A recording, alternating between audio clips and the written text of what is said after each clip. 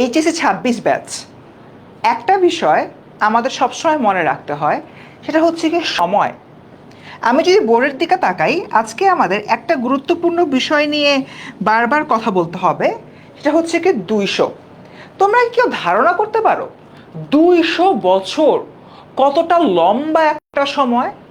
Legit ২০০টা বছর আমরা ভারতবর্ষ আবদ্ধ ছিলাম বা বন্দি ছিলাম। কার কাছে বন্দি ছিলাম? ইংরেজদের কাছে।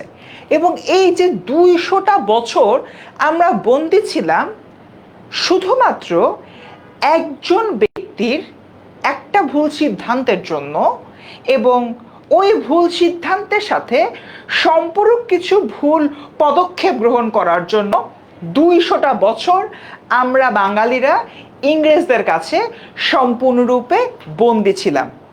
ব্যাপারটা তোমরা কিভাবে দেখো আমি বলতে পারি না, বাট ২০০ বছর ভাই, মানুষের গড় আয়ু যদি চিন্তা করি বাংলাদেশের পার্সপেক্টিভে ৭২ থেকে ৭৫ বছর।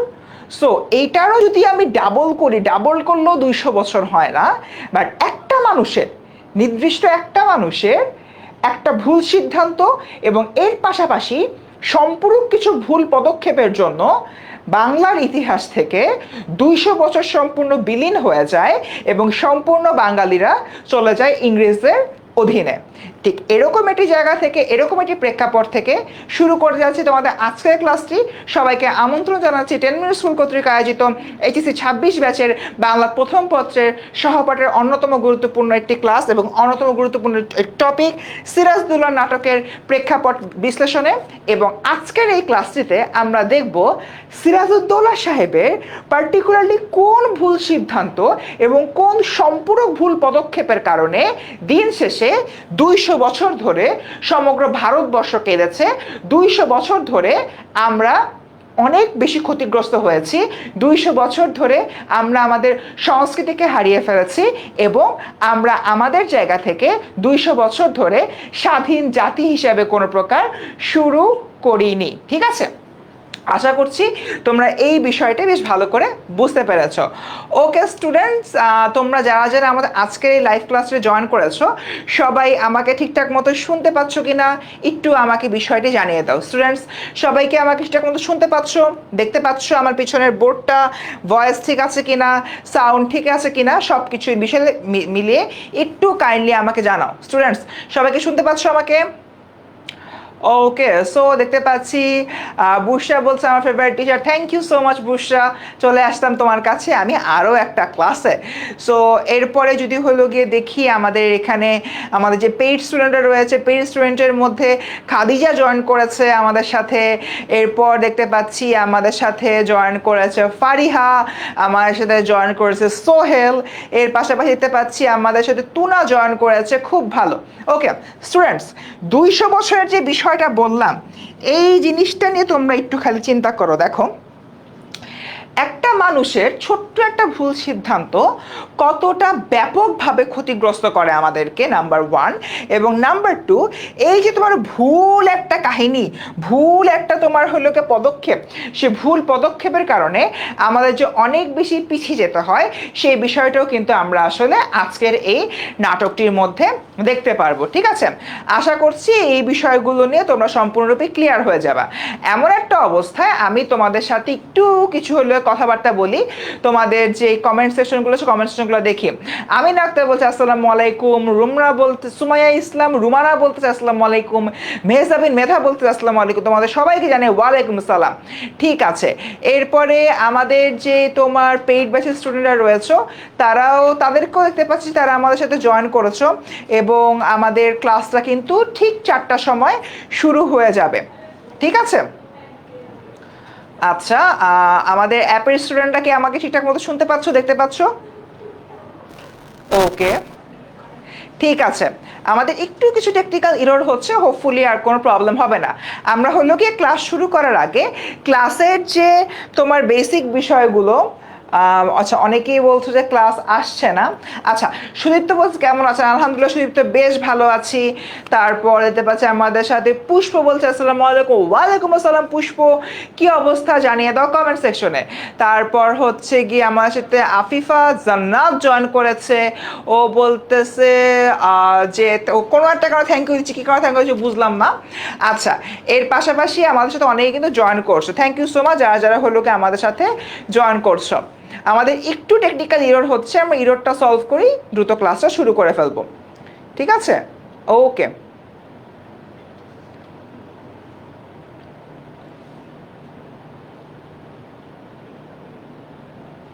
আচ্ছা, ফিরে আসছি শীঘ্রই। আমি কি ফিরে এসেছি তোমাদের মাঝে? স্টুডেন্টস, ফিরে আসছে শীঘ্রই। আমি কি তোমাদের মাঝে ফিরে আসতে পারলাম? স্যার আপনি কই গেলেন? আমি কোথাও যাই নাই, আমাদের ছেড়ে ইন্টারনেট চলে গেছে। আচ্ছা, আমার সাথে আসমা জয়েন করে আছে ফেসবুক থেকে। মেহজাবিন তো সিরাজগঞ্জ থেকে জয়েন করেছে। হাই হাই মেহজাবিন, তুমি কি জানো আমার নানা বাড়ি যে সিরাজগঞ্জে?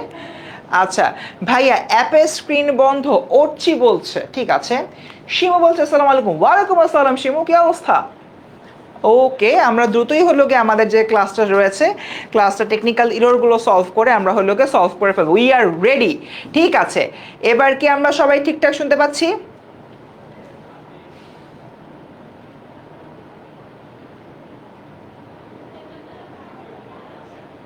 আচ্ছা, ওকে, ঠিকঠাক আছে সব। ওকে, জানাতুল ফেরদৌস বলছে ঠিকঠাক আছে সব।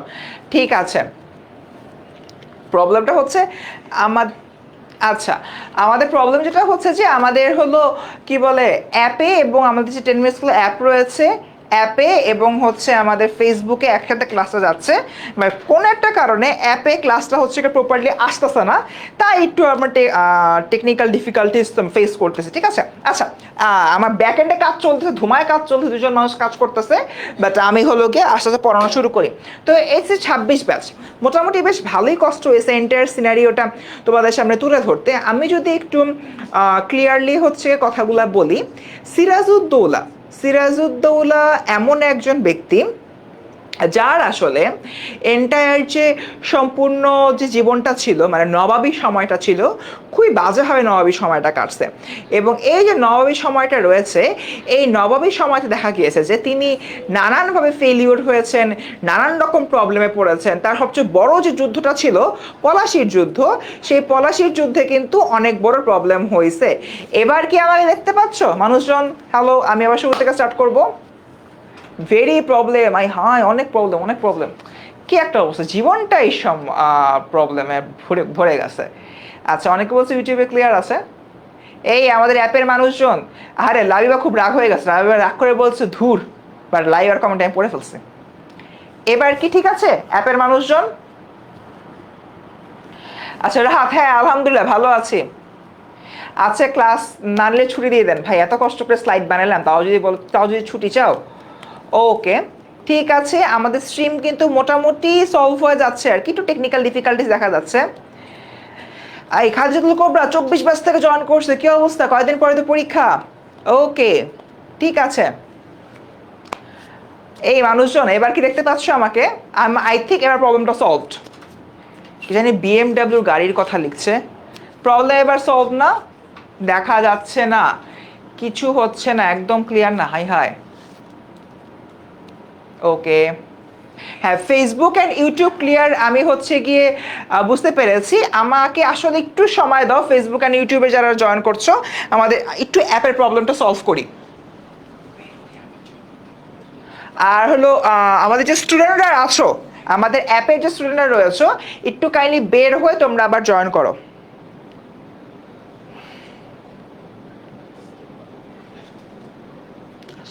আচ্ছা, অ্যাপে আই থিঙ্ক চলে আসছে সবাই। ইয়েস ইয়েস, অ্যাপ চলে আসছে ফাইনালি। ভাইকে দেখা যায় আর আমি তো স্ক্রিন থেকে সরে গেছিলাম। হ্যালো, চলে আসছে। ওকে ওকে, ভাইয়া এখন ক্লিয়ার। সবাই আসছি আসছি আসছি, ডান।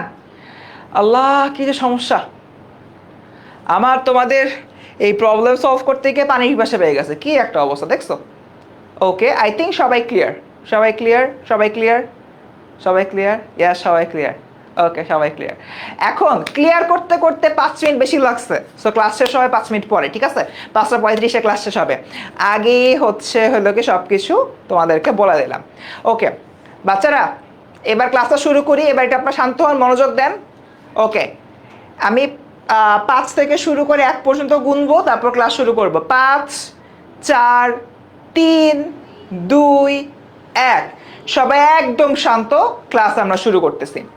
ক্লাসের শুরুতে আমি কয়েকটা কথা বলছিলাম, ওই কথাগুলো আমি আবার একটু রিপিট করি, ঠিক আছে? আমাদের যে সিরাজউদ্দৌলা নাটকটি রয়েছে, এই সিরাজউদ্দৌলা নাটকটি পড়ার আগে বা বোঝার আগে আমাদের একটা বিষয় নিয়ে একটু মাথা ঘামাতে হবে, এবং বেশ ভালো করে মাথা ঘামাতে হবে। সেটা হচ্ছে বাংলার ইতিহাসে একজন মানুষের একটা ভুল সিদ্ধান্ত এবং সেই ভুল সিদ্ধান্তের পাশাপাশি কিছু সম্পূরক ভুল পদক্ষেপ সম্পূর্ণ বাংলার স্বাধীনতাকে 200 বছর ধরে বিলীন করে দিয়েছিল। বাংলা সংস্কৃতিকে 200 বছর ধরে নিঃশেষ করে ফেলেছিল। বাংলার মানুষের মানবাধিকারকে সম্পূর্ণরূপে তোমার ধ্বংস করে দিয়েছিল। এবং 200 বছর, ভাই জাস্ট ইমাজিন, 200টা বছর। বাংলাদেশের হিসাবে মানুষের গড় আয়ু কত হয় তোমার? 72 থেকে 75 বছর বাংলাদেশের হিসাবে, তাই না? কিন্তু এরকম একটা জায়গা থেকে যদি হলো গিয়ে আমরা চিন্তা করি, বাংলাদেশে যখন যেহেতু সকল জায়গা থেকে যদি হলো গিয়ে আমি বলি, বাংলাদেশের মানুষদের গড় আয়ু যেখানে 72 থেকে 75 বছর, এটা ডাবল করলেও তো 200 বছর হয় না। তার মানে দেখো, একজন মানুষের গড় আয়ুকেও যদি আমি দ্বিগুণ করে ফেলি, 200 বছর হয় না। সেখানে আমাদের বাঙালিরা, ভারতবর্ষের মানুষেরা নবাব সিরাজউদ্দৌলার ভুল সিদ্ধান্ত এবং সম্পূরক ভুল পদক্ষেপের কারণে 200 বছর ব্রিটিশদের অধীনে ছিল।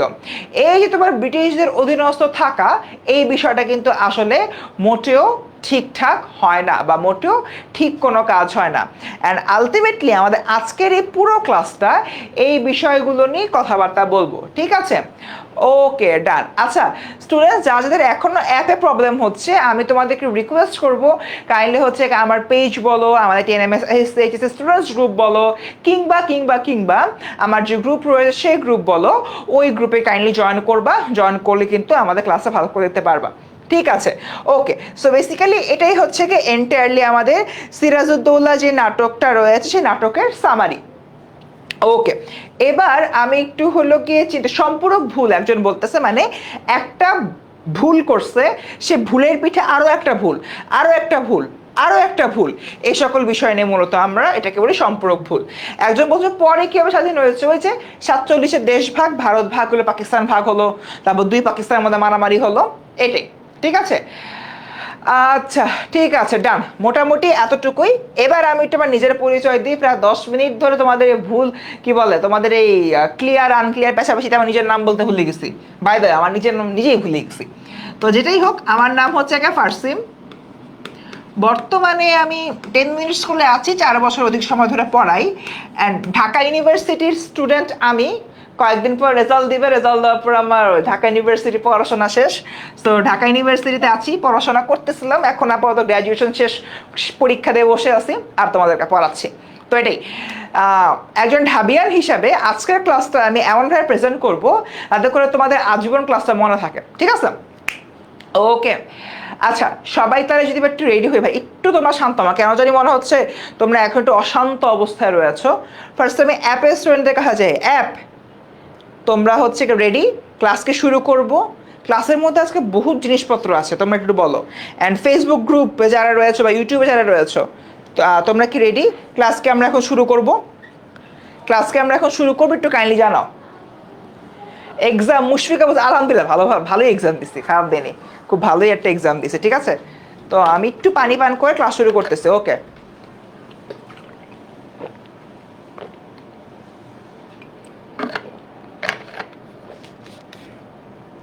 এটা HSC 26 ব্যাচের class.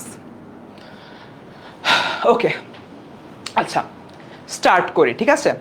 Nawab Sirajuddaulah, first of all আমার জিনিসটা মনে রাখতে হবে, সিরাজউদ্দৌলা এই নাটকটি লিখেছেন সিকান্দার আবু জাফর, এবং এটি আসলে সম্পূর্ণ বাস্তব এবং সত্য ঘটনার উপরে নির্মিত একটি নাটক ছিল।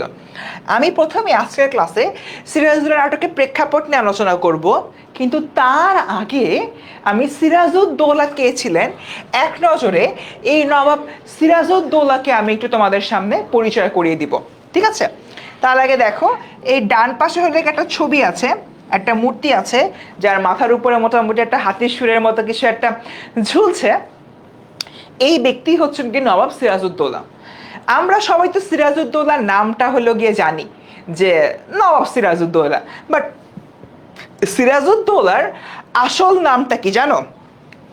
মনসুর উল মুলক সিরাজউদ্দৌল শাহ কুলি খান মির্জা মোহাম্মদ হয়বত জং বাহাদুর।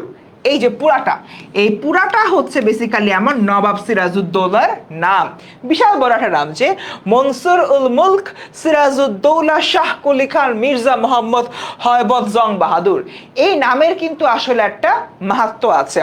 মনসুর উল মুলক মানে হচ্ছে একটা মুলক বা একটা রাষ্ট্রের প্রধান। সিরাজউদ্দৌলা বেসিক্যালি হচ্ছে তার নাম।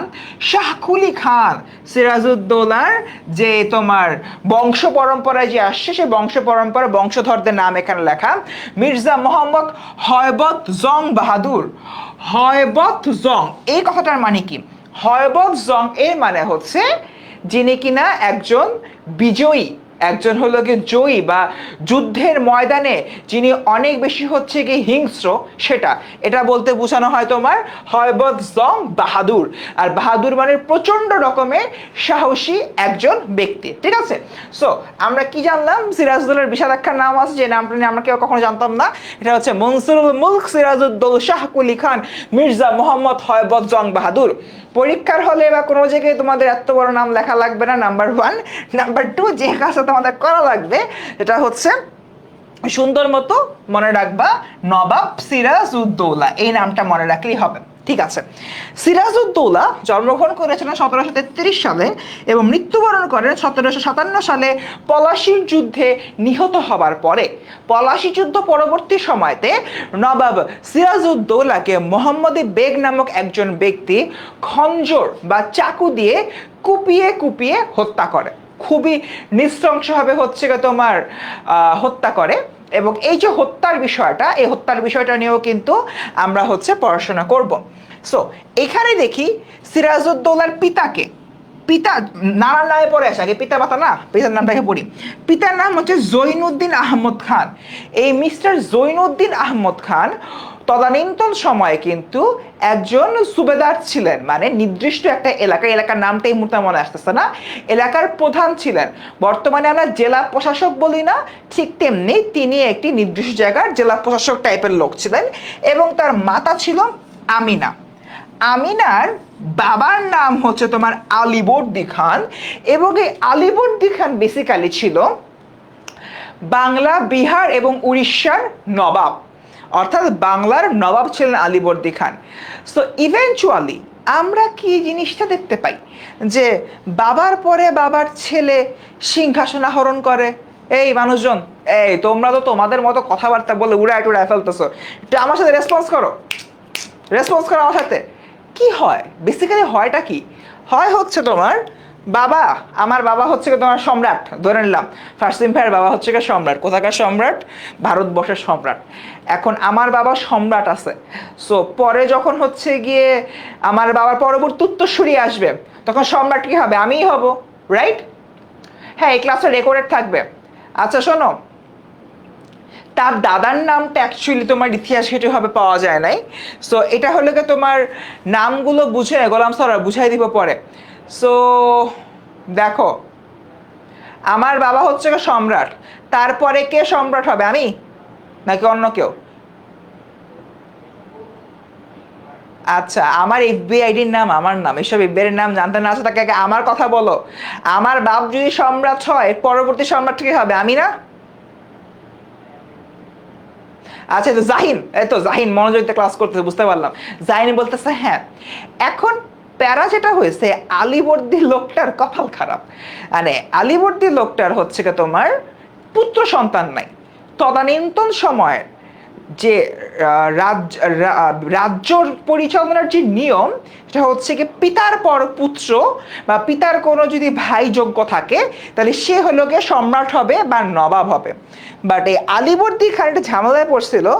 তার বেসিক্যালি হচ্ছে, তার পুরো হিস্ট্রিটা আমরা দেখব, তার কোনো পুত্র সন্তান ছিল না। তার ছিল কি 3 মেয়ে, এর মধ্যে তোমার কনিষ্ঠ কন্যা বা সবচেয়ে ছোট যে মেয়ে ছিল আমিনা, তার ছেলে হলো গিয়ে তোমার সিরাজউদ্দৌলা। এবং সিরাজউদ্দৌলা ছোটবেলা থেকে নানার খুব প্রিয় পাত্র ছিল।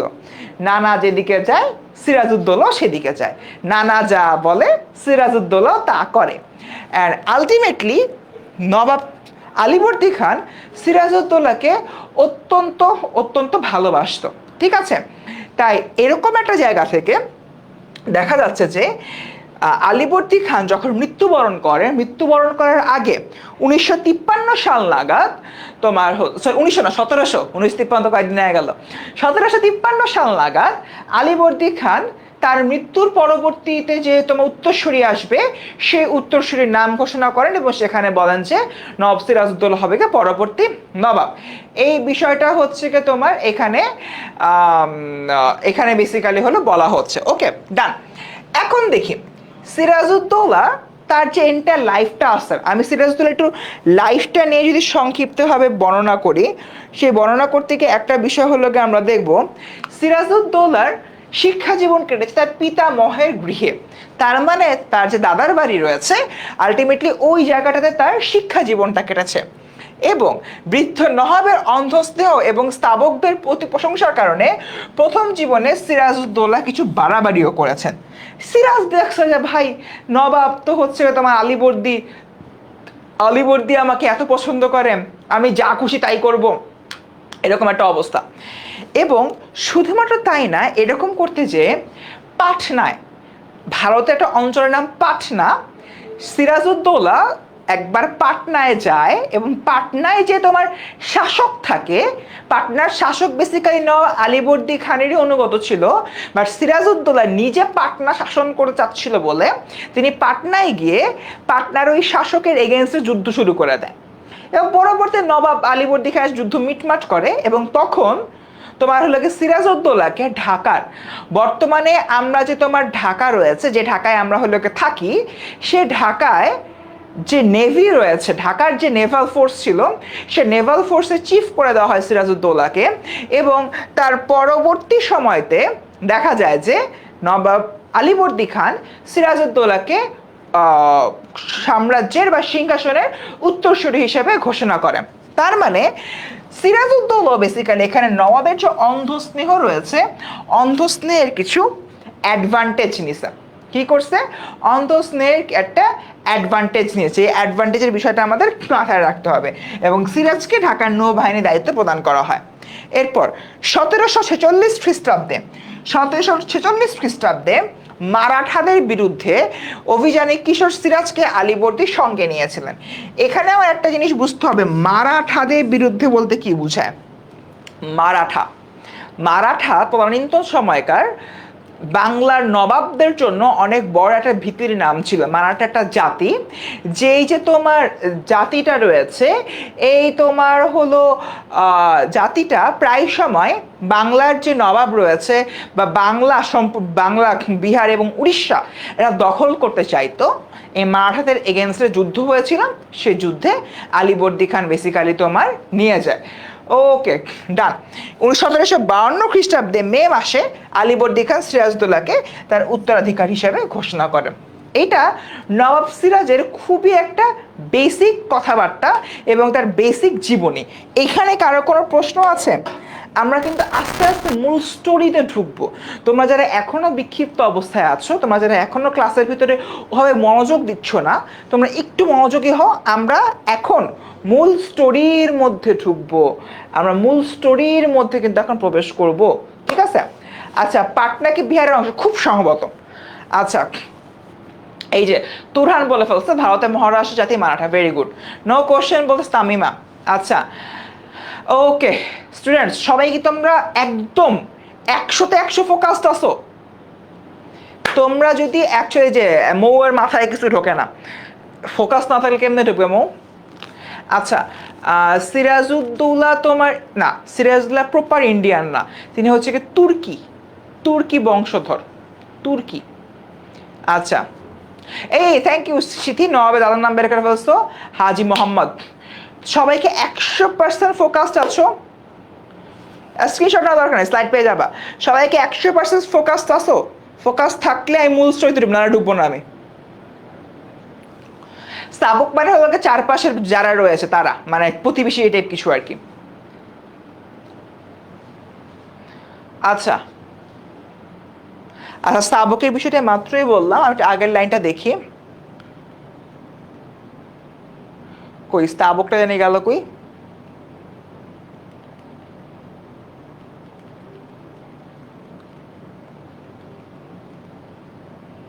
আচ্ছা, বিজয়নগর অন্তঃস্থ এবং স্তাবকদের মানে নবাবের চারপাশে যে আমাত্যরা থাকে, যে পারিষদ বর্গরা থাকে সেটা, ঠিক আছে? ওকে, এখান থেকে কিছু পরীক্ষা আসবে না তোমার, জাস্ট হলো বুঝানোর জন্য। মানুষজন প্লিজ সবাই এবার স্টার্ট করি, একদম চুপ। ওকে, আমি বিশ্বাস করি তোমাদেরকে, তোমরা এখন সবাই ফুল মনোযোগ দিছো, মনোযোগ, ঠিক আছে? আগে মূল প্রেক্ষাপট বেসিক্যালি এই জায়গাটা থেকেই নবাব সিরাজউদ্দৌলা বলো বা এন্টায়ার বাংলা বলো, বা নবাব সিরাজউদ্দৌলার যে পতনের কারণটা, পতনের বেসিক্যালি সূচনা হচ্ছে গিয়ে এইটা। Any one of you app থেকে, ফেসবুক থেকে বা ইউটিউব থেকে একটা আমি কি বলবো, একটা হচ্ছে কি তোমার কুইজ খেলে ফেলি। সেটা হচ্ছে দেখে আগে বলতে পারে এই যে লোগোটা, এই লোগোটা কিসের লোগো? এনিওয়ান, এই লোগোটা কিসের লোগো? কেউ কি জানো এই লোগোটা কিসের লোগো? এই লোগোটা কিসের লোগো তোমরা কি জানো কেউ?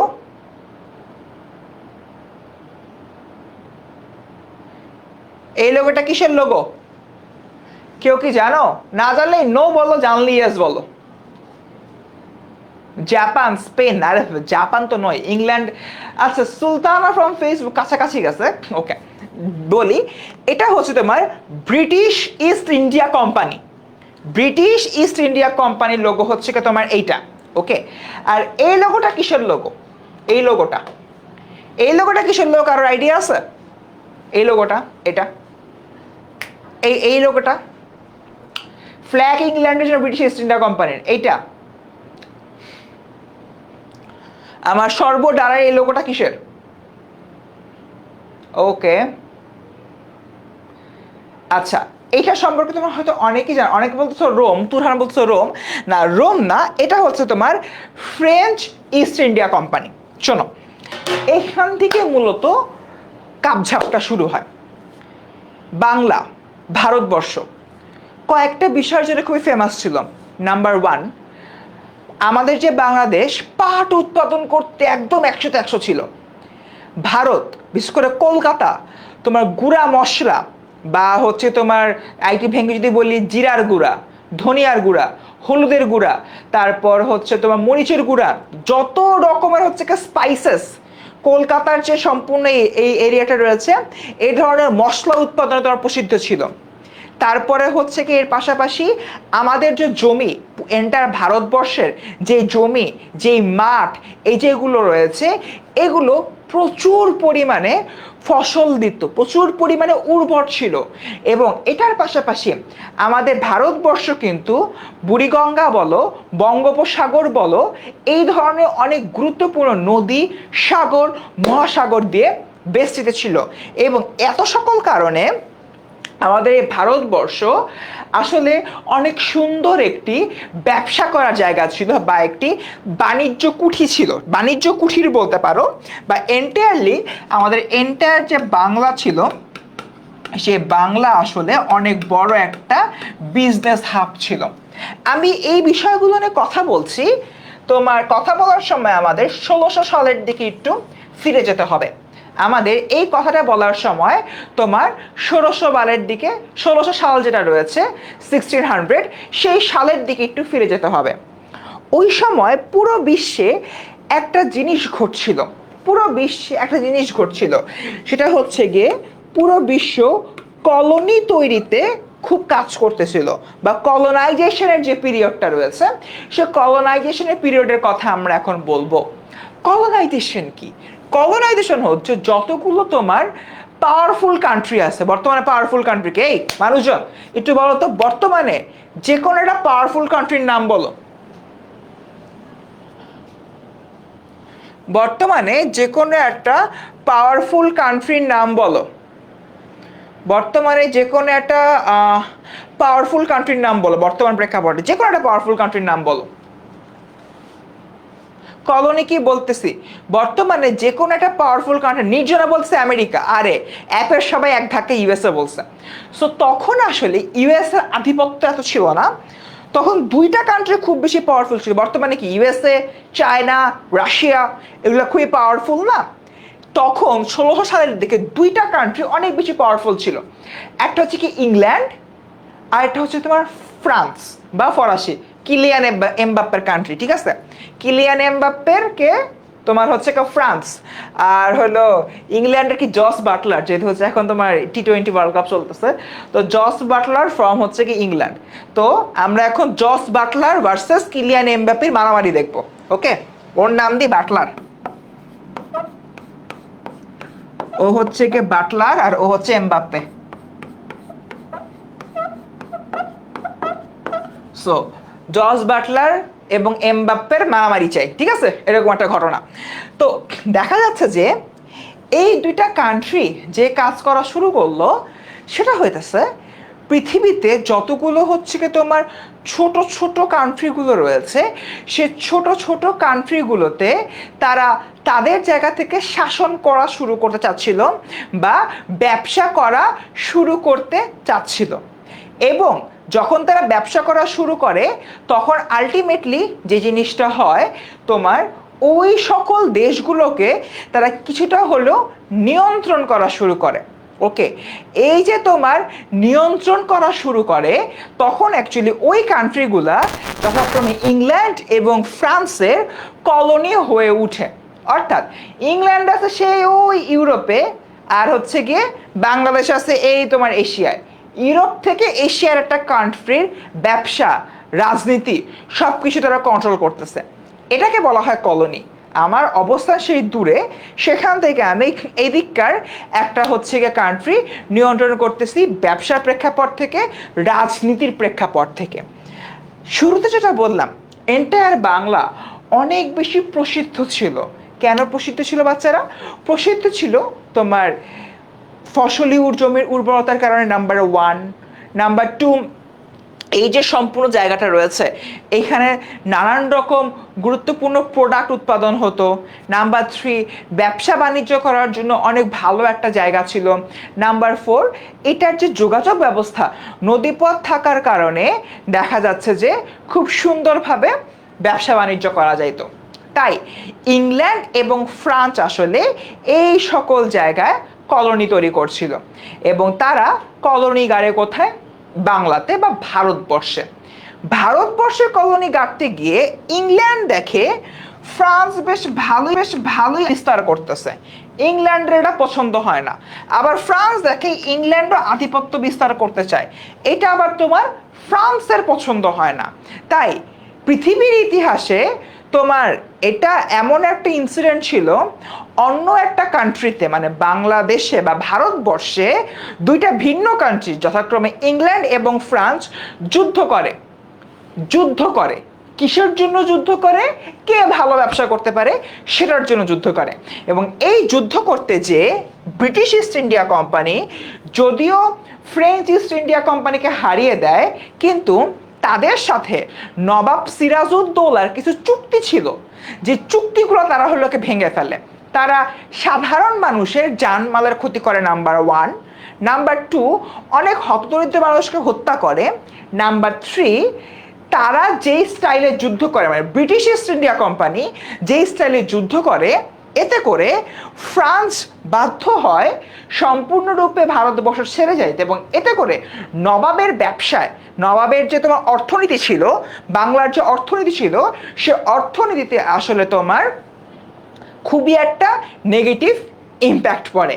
অ্যান্ড এই জিনিসটি আলটিমেটলি এই জায়গা থেকে বলা হচ্ছে যে British East India company and French east India কোম্পানির মধ্যে রাইভারলি বা যে শত্রুতা, সে শত্রুতার কারণে যে ফলাফল, সে ফলাফলটাই আসলে নবাব সিরাজউদ্দৌলাকে খেপিয়ে তুলেছিল ব্রিটিশ ইস্ট ইন্ডিয়া কোম্পানির এগেনস্টে।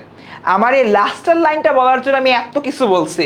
আমি হচ্ছে কি তোমার বিজনেস হাবের কথা বলছি, কলোনির কথা বলছি, 1600 সালের বিশ্বের অবস্থা বলছি, তারপর ব্রিটিশ ইস্ট ইন্ডিয়া কোম্পানিকে নিয়ে আসি, ফ্রেঞ্চ ইস্ট ইন্ডিয়া কোম্পানিকে নিয়ে আসি, বাটলার আর এমবাপ্পের মধ্যে মারামারি লাগাই দিছি just for this last line. কি সেটা? এই যুদ্ধের কারণে নবাব সিরাজউদ্দৌলা ব্রিটিশদের প্রতি সম্পূর্ণভাবে বিরক্ত হয়ে যায় এবং ব্রিটিশদেরকে সে আসলে নিয়ন্ত্রণ করার চেষ্টা শুরু করে, যেটা ব্রিটিশ ইস্ট ইন্ডিয়া কোম্পানি আসলে আর পছন্দ করে না, এবং তারা আস্তে আস্তে নবাবের এগেইনস্টে নানান রকম ষড়যন্ত্র করা শুরু করে থাকে। এতটুকু কি আমরা বুঝছি? মূল প্রেক্ষাপট কিন্তু এটা। আমরা শুনি যে নবাব সিরাজউদ্দৌলা ব্রিটিশদের দেখতে পারতো না, এই না সেই না, বাট ব্রিটিশরা যখন এই দেশের অর্থনীতিতে এসে বিজনেস করতেছিল, ওটা তো আমাদের অর্থনীতির জন্য তো লাভ হচ্ছিল।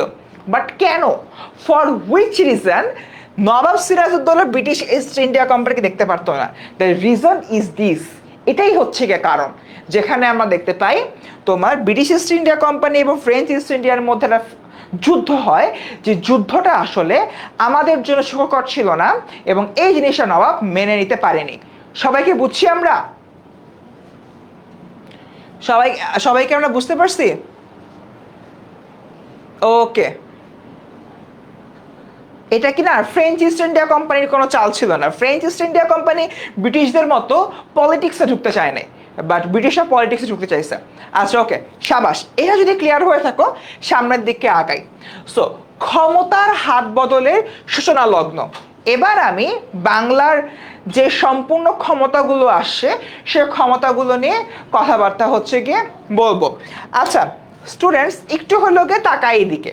এখানে আমরা কয়েকটা বিষয় হলো কি দেখতে পারবো। দেখো, এখানে আমি নবাব সিরাজউদ্দৌলাকে দেখতে পাচ্ছি, তার নানা আলীবর্দী খানকে দেখতে পাচ্ছি, মুর্শিদ কুলি খাঁকে দেখতে পাচ্ছি, সরফরাজ খানকে দেখতে পাচ্ছি। এই বিষয়গুলো নিয়ে আমরা এখন কথাবার্তা বলবো। একজন খুবই একটা মাইন্ড ব্লোয়িং, আচ্ছা একজন বলছে বিজনেস হাব মানে কি? মানে যেখানে ব্যবসা বাণিজ্য করা যায়, ব্যবসা বাণিজ্যের সুন্দর একটা জায়গা। তোমাদের মধ্যে থেকে একজন খুব ভালো প্রশ্ন করেছে, আচ্ছা ভাইয়া, এই নবাব হইল গিয়ে তুর্কি বংশধর, তুর্কি হয়ে কেমনে বাংলাদেশে হচ্ছে তোমার ইয়া করে, ভারতবর্ষে নবাব হয়েছে? এইটার অ্যান্সারটা আমি দিতে পারবো আলীবর্দী খানের জীবনী থেকে। আমি এই স্লাইডটা আবার ফেরত আসবো। দেখি, আলীবর্দী খান, নবাব আলীবর্দী খান 1720 সালে বাংলায় আগমন করেন। কোথা থেকে আগমন করেন জানো? তুরস্ক থেকে আলীবর্দী খান বাংলায় আগমন করেন, এবং তিনি বাংলায় আসলে কেন এসেছিলেন জানো? ভাগ্যান্বেষণের কারণে, ভাগ্য অন্বেষণ করতে। কেন হচ্ছে ভাগ্য অন্বেষণ করতে এসেছিলেন? তার লাইফটা রেকর্ডেড থাকবে। কেন তিনি ভাগ্য অন্বেষণ করতে এসেছিলেন? তার কারণটা হলো আলীবর্দী খান আসলে যখন তুরস্কতে ছিলেন, তুরস্কে তিনি যদিও একটি সম্মানজনক পেশায় নিয়োজিত ছিলেন তুরস্কের রাজদরবারে, কিন্তু সেখানে সমস্যা হওয়ার কারণে তুরস্কের রাজদরবার তার উপর থেকে বিশ্বাস হারিয়ে ফেলে, এবং সেই জন্য পরবর্তীতে দেখে যে মুঘল সাম্রাজ্য আস্তে আস্তে হলো বিস্তারিত হচ্ছে, আস্তে আস্তে হলো তোমার অনেক বেশি ফুলে ফেপে হলো উঠছে। তাই সবকিছু মিলিয়ে আমাদের যে আলীবর্দী খান রয়েছেন, আলীবর্দী খান কি করেন? আলীবর্দী খান তার পরিবারের সদস্যদের নিয়ে বাংলায় চলে আসেন, এবং বাংলায় তখন হচ্ছে গিয়ে বাংলার নবাব ছিল মুর্শিদ কুলি খাঁ, এবং মুর্শিদ কুলি খাঁর আমাত্য মানে কি? বর্তমানে আমরা কি দেখি, তোমার প্রধানমন্ত্রী অনেকগুলো মন্ত্রী থাকে না? সো মুর্শিদ কুলি খাঁ যদি প্রধানমন্ত্রী হয়, আমাত্য হবে কি তার মন্ত্রী, তার মন্ত্রী। এই মন্ত্রী সুজাউদ্দিন, তার মানে মুর্শিদ কুলি খান হচ্ছে কি নবাব বাংলার, তার আমাত্য বা তার মন্ত্রী হচ্ছে কি সুজাউদ্দিন। সেই সুজাউদ্দিনের দরবারে আলীবর্দী খান পারিষদ, ঠিক আছে, পারিষদ যেটা রয়েছে, সেই পারিষদ হিসেবে তিনি হচ্ছে কি নিয়োগপ্রাপ্ত হন। পারিষদ বলতে কি বোঝায়? দরবারের একজন সদস্য হিসেবে তিনি মূলত নিয়োগ প্রাপ্ত হয়েছিলেন। ঠিক আছে, গেল।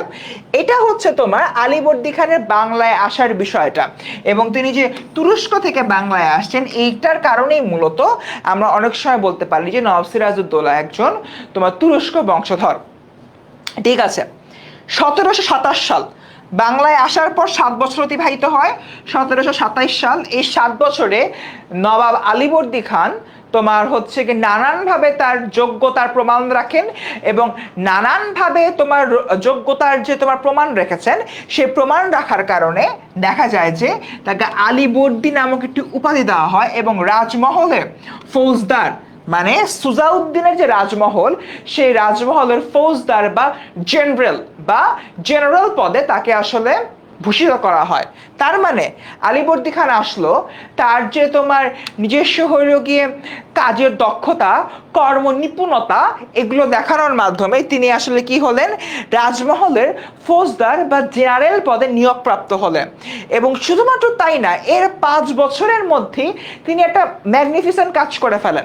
সেটা হচ্ছে তিনি বিহারের, বর্তমানে আমরা বিহার বলি না, যে বিহার অঞ্চলটা রয়েছে, বিহারের নায়েবে সুবা বা বিহারের প্রধান, বিহার যদি একটা জেলা হয় তিনি সেই জেলার প্রশাসক, ফর অ্যান এক্সাম্পল তিনি বিহারের একজন শাসনকর্তা হয়ে যান।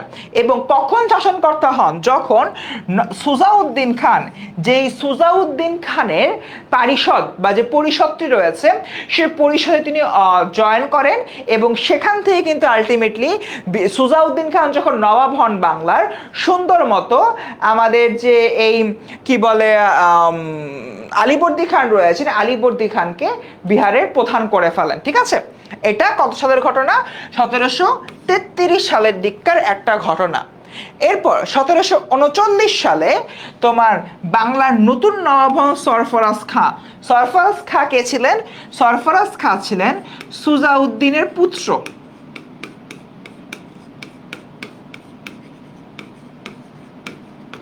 সরফরাজ খাঁ ছিলেন সুজাউদ্দিনের পুত্র। বাট 1740 সাল নাগাদ একটা ঘটনা ঘটে, সেটা হচ্ছে দিল্লির রাজ দরবার, এবং দিল্লির রাজ দরবারে এই আলীবর্দী খানের অনেকগুলো বন্ধু ছিল, তাদের প্ররোচনায় এবং আলীবর্দী খান ততদিনে এত বেশি ফেমাস হয়ে উঠে, তার বাহিনী এত বেশি শক্তিশালী হয়ে উঠে, তার কারণে দেখা যায় যে সম্পূর্ণ জায়গা থেকে আলীবর্দী খান আসলে সরফরাজ খানের এগেইনস্টে তোমার যুদ্ধ ঘোষণা করে, এবং সেই জায়গা থেকে তোমার সরফরাজ খানকে সে হত্যা করে। এবং এই হত্যা করার কারণে পরবর্তী আলীবর্দী খান 1740 সালে ক্ষমতা গ্রহণ করেন, এবং 1756 সালে আলীবর্দী খানের মৃত্যুর পরে নবাব সিরাজউদ্দৌলা ক্ষমতায় বসেন। আমি যদি এবার এই সম্পূর্ণ জায়গাটাতে আসি, সেটা হচ্ছে আমরা ফার্স্টে এখান থেকে স্টার্ট করব। মুর্শিদ কুলি খাঁ ছিল বাংলার নবাব। মুর্শিদ কুলি খাঁ ছিল বাংলার নবাব। ঠিক আছে, মুর্শিদ কুলি খাঁর আমলে মুর্শিদ কুলি খাঁর যে তোমার সভা ছিল, তার যে হলো তোমার সংসদ ছিল, সেখানকার একজন আমাত্য ছিলেন হলো সুজাউদ্দিন। ঠিক আছে, 1733 সালে মুর্শিদ কুলি খাঁর সাধারণ মৃত্যু হয়, লোকটা মরে গেছে। মরে যাওয়ার পরে সুজাউদ্দিন হয়ে যায় হচ্ছে গিয়ে বাংলার নবাব। এর মধ্যে তুরস্ক থেকে এক লোক আসছে, যে লোকের নাম হচ্ছে গিয়ে আলীবর্দী। এই যে জনাব আলীবর্দী রয়েছেন, আলীবর্দী আবার সুজাউদ্দিন খানের খুবই প্রিয় বান্দা। ঠিক আছে, খুবই প্রিয় একজন ব্যক্তি। ওকে, অ্যান্ড যখন সুজাউদ্দিন খান নবাব হয় তখন আলীবর্দী খানকে বিহারের দায়িত্ব প্রদান করা হয়। আলীবর্দী খানকে তখন বিহারের দায়িত্ব প্রদান করা হয়। বিহারের দায়িত্ব যখন আলীবর্দী খান নেয়, তখন আসলে দেখা যাচ্ছে যে আমাদের এই যে তোমার বিহারের দায়িত্ব নেওয়ার পরে আলীবর্দী খান অনেক বেশি তোমার ফেমাস হয়ে যায়, এবং তার যে শক্তি সামর্থ্য রয়েছে সেই শক্তি সামর্থ্যগুলো আসলে তিনি আরো বেশি প্রকাশ করতে থাকেন। ঠিক আছে, এবং এরকম একটা জায়গা থেকে সুজাউদ্দিন খানের যখন মৃত্যু হওয়ার পরে সুজাউদ্দিনের ছেলে সুজাউদ্দিনের ছেলে সরফরাজ খান দায়িত্ব গ্রহণ করলেও বা সরফরাজ খান বাংলার সিংহাসনে বসলেও চারদিকে আলীবর্দী খানের জয় জয়কার ছিল। তাই আলীবর্দী খান তোমার সরফরাজ খানকে হত্যা করে সে বাংলার সিংহাসনে বসে এবং বাংলার সিংহাসনে বসার পরে 1756 সালে সে যখন মারা যায় আলীবর্দী খান নবাব সিরাজউদ্দৌলাকে দায়িত্ব দেয় এবং নবাব সিরাজউদ্দৌলা বাংলার সিংহাসনে বসে এবং ব্রিটিশরা তাকে হত্যা করার মাধ্যমে দেখা যায় যে দিন শেষে বাংলার স্বাধীনতা হরণ করে নেয়। আচ্ছা, আমি কিন্তু অনেক সুন্দরভাবে ফুল হিস্ট্রিটা তোমাদেরকে বললাম। হিস্ট্রিটাকে তোমরা বুঝতে পারছো? আচ্ছা, আমাত্ম মানে কিন্তু আমি বলেছি মন্ত্রী, আমাত্ম মানে হচ্ছে তোমার মন্ত্রী। ওকে, আচ্ছা, অটোমান তোমার একটা সাম্রাজ্যের নাম ছিল, আর কিছু না। অটোমান জাসরা সাম্রাজ্যের নাম ছিল। আচ্ছা, অ্যাপ্রেস স্টুডেন্টরা তোমরা অনেকেই বলছো বুঝতে একটু সমস্যা হচ্ছে, জিনিসগুলো তোমাদের কাছে ইন্টারেস্টিং লাগছে, একটু ক্লিয়ার করে বলো তো আমার কাছে।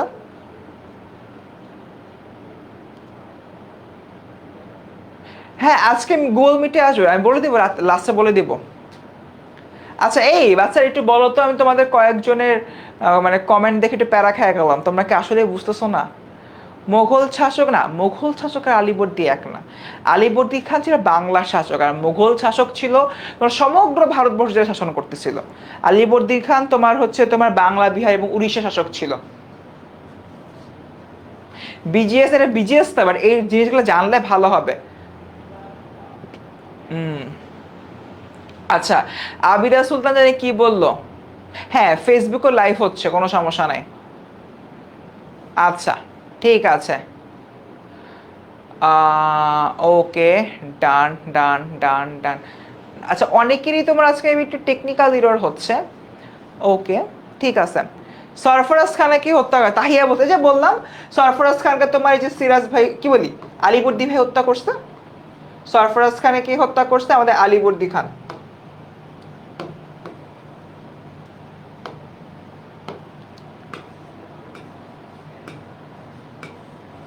সরফরাজ স্যারকে হত্যা করছে আলীবর্দী খান, ঠিক আছে। কারণ হচ্ছে তোমার নবাব সিরাজউদ্দৌলার পরবর্তী সময়তে দেখা যাচ্ছে যে তার যে নানার যে ব্লাড রয়েছে সে ব্লাড দিয়ে সেই যেহেতু তোমার সিংহাসন আহরণ করেন, তাই আলটিমেটলি তার বংশধরটা এখানে তোমার উল্লেখ করা হচ্ছে। আচ্ছা, অনেকে আজকে অ্যাপে প্রবলেম হচ্ছে, আমি জানি না অ্যাপের কারণটা অ্যাকচুয়ালি এমন কেন হইলো। ঠিক আছে, আচ্ছা শোনো, এই মানুষজন, তোমাদেরকে একটা কথাবার্তা বলি, যাদের যাদের অ্যাপে প্রবলেম হচ্ছে তারা একটু কাইন্ডলি আমাদের ফেসবুক গ্রুপে সুইচ করতে পারো। 10ms এসএসসি এইচএসসি স্টুডেন্টস গ্রুপে তোমরা চাইলে সুইচ করতে পারো, ঠিক আছে? সেখানেও কিন্তু আমাদের ক্লাসটা হচ্ছে। যারা যারা হচ্ছে কি অ্যাপে আসো, অ্যাপে প্রবলেম হলে আজকে ক্লাসটা এই যে আমি অনেক টাইম অনেক কষ্ট করে বানাইছি, তোমরা যদি নাই বুঝতে পারো আমার তো তাহলে ক্লাসটা করানোর বৃথা।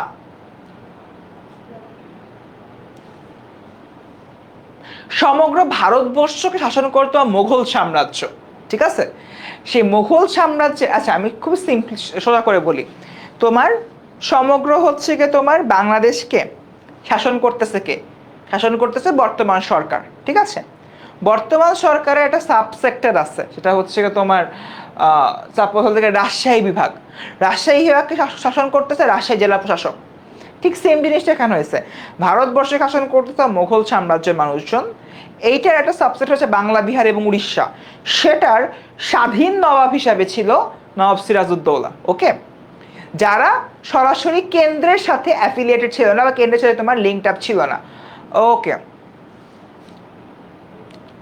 আচ্ছা, এই অনেকেরই অ্যাপে সমস্যা, অ্যাপ আপডেট করতে পারো নাম্বার 1, না হলে তোমার গ্রুপে সুইচ করো, গ্রুপে সুইচ করে ভালো ক্লাস করতে পারবা।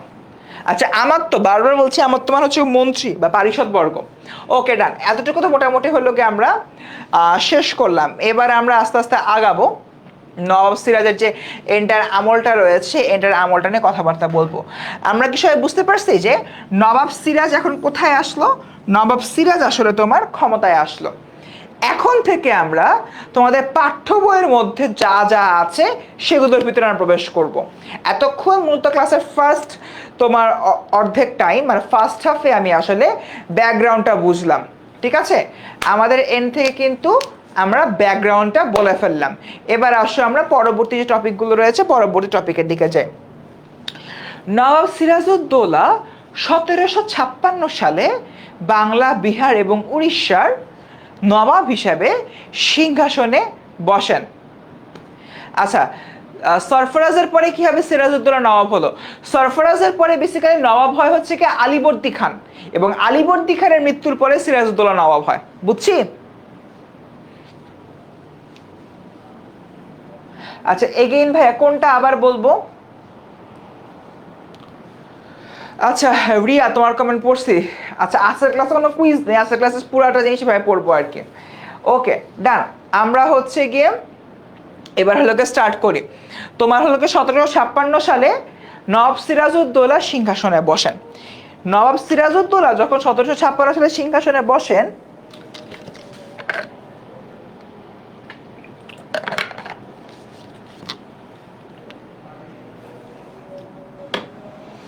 আচ্ছা নবাব সিরাজউদ্দৌলা সিংহাসনে বসার সময় থেকে আমরা ক্লাসের বাকি অংশগুলো হলো কন্টিনিউ করব, বাট এই মুহূর্তে তোমার আজান দিচ্ছে, তাই নামাজ ব্রেক দিব আমি। নামাজ ব্রেক তোমার 10 মিনিট। তোমরা সবাই একটু মাইন্ড ফ্রেশ করে আসো, তারপর মেইন জায়গায় আমরা ঢুকবো। এই 10 মিনিট মানে 4টা 46 বাজে, 5টা 56-তে আমরা আবার ক্লাস শুরু করব। সরি, 4টা 56-তে ক্লাস শুরু করব। আচ্ছা, ক্লাসটা কিন্তু একটু পরে শেষ করব, তোমার 5টা 35-36 দিকে শেষ হবে, ঠিক আছে? ওকে। হ্যাঁ, আলীবর্দী স্বাভাবিক মৃত্যু হয়েছে। সবাই একটু তোমরা হলো কি নামাজটা পড়ে আসো, মাথা ঠান্ডা করে আসো, তারপর হলো গিয়ে আমরা বাহির পড়া শুরু করব। সিরাজউদ্দৌলা কতক্ষণ কত বছর ছিল, কত বছর হলো গিয়ে তোমার শাসন করে, সব কিছু নিয়ে কথাবার্তা বলবো। ওকে, আমি ঢাকার মহাখালী থেকে ক্লাস নিচ্ছি, ডক্টর খোরশেদ আলম। এখানে এই মুহূর্তে আজান দিচ্ছে, তাই তোমাদের নামাজের ব্রেক দিলাম, আসরের নামাজের ব্রেক। 4টা 56-তে আবার সবাই শুরু করব। আজান দিচ্ছে, আজানের কারণে নামাজ ব্রেক দিচ্ছি। দহিত্র মানে হলো নাতি। ওকে।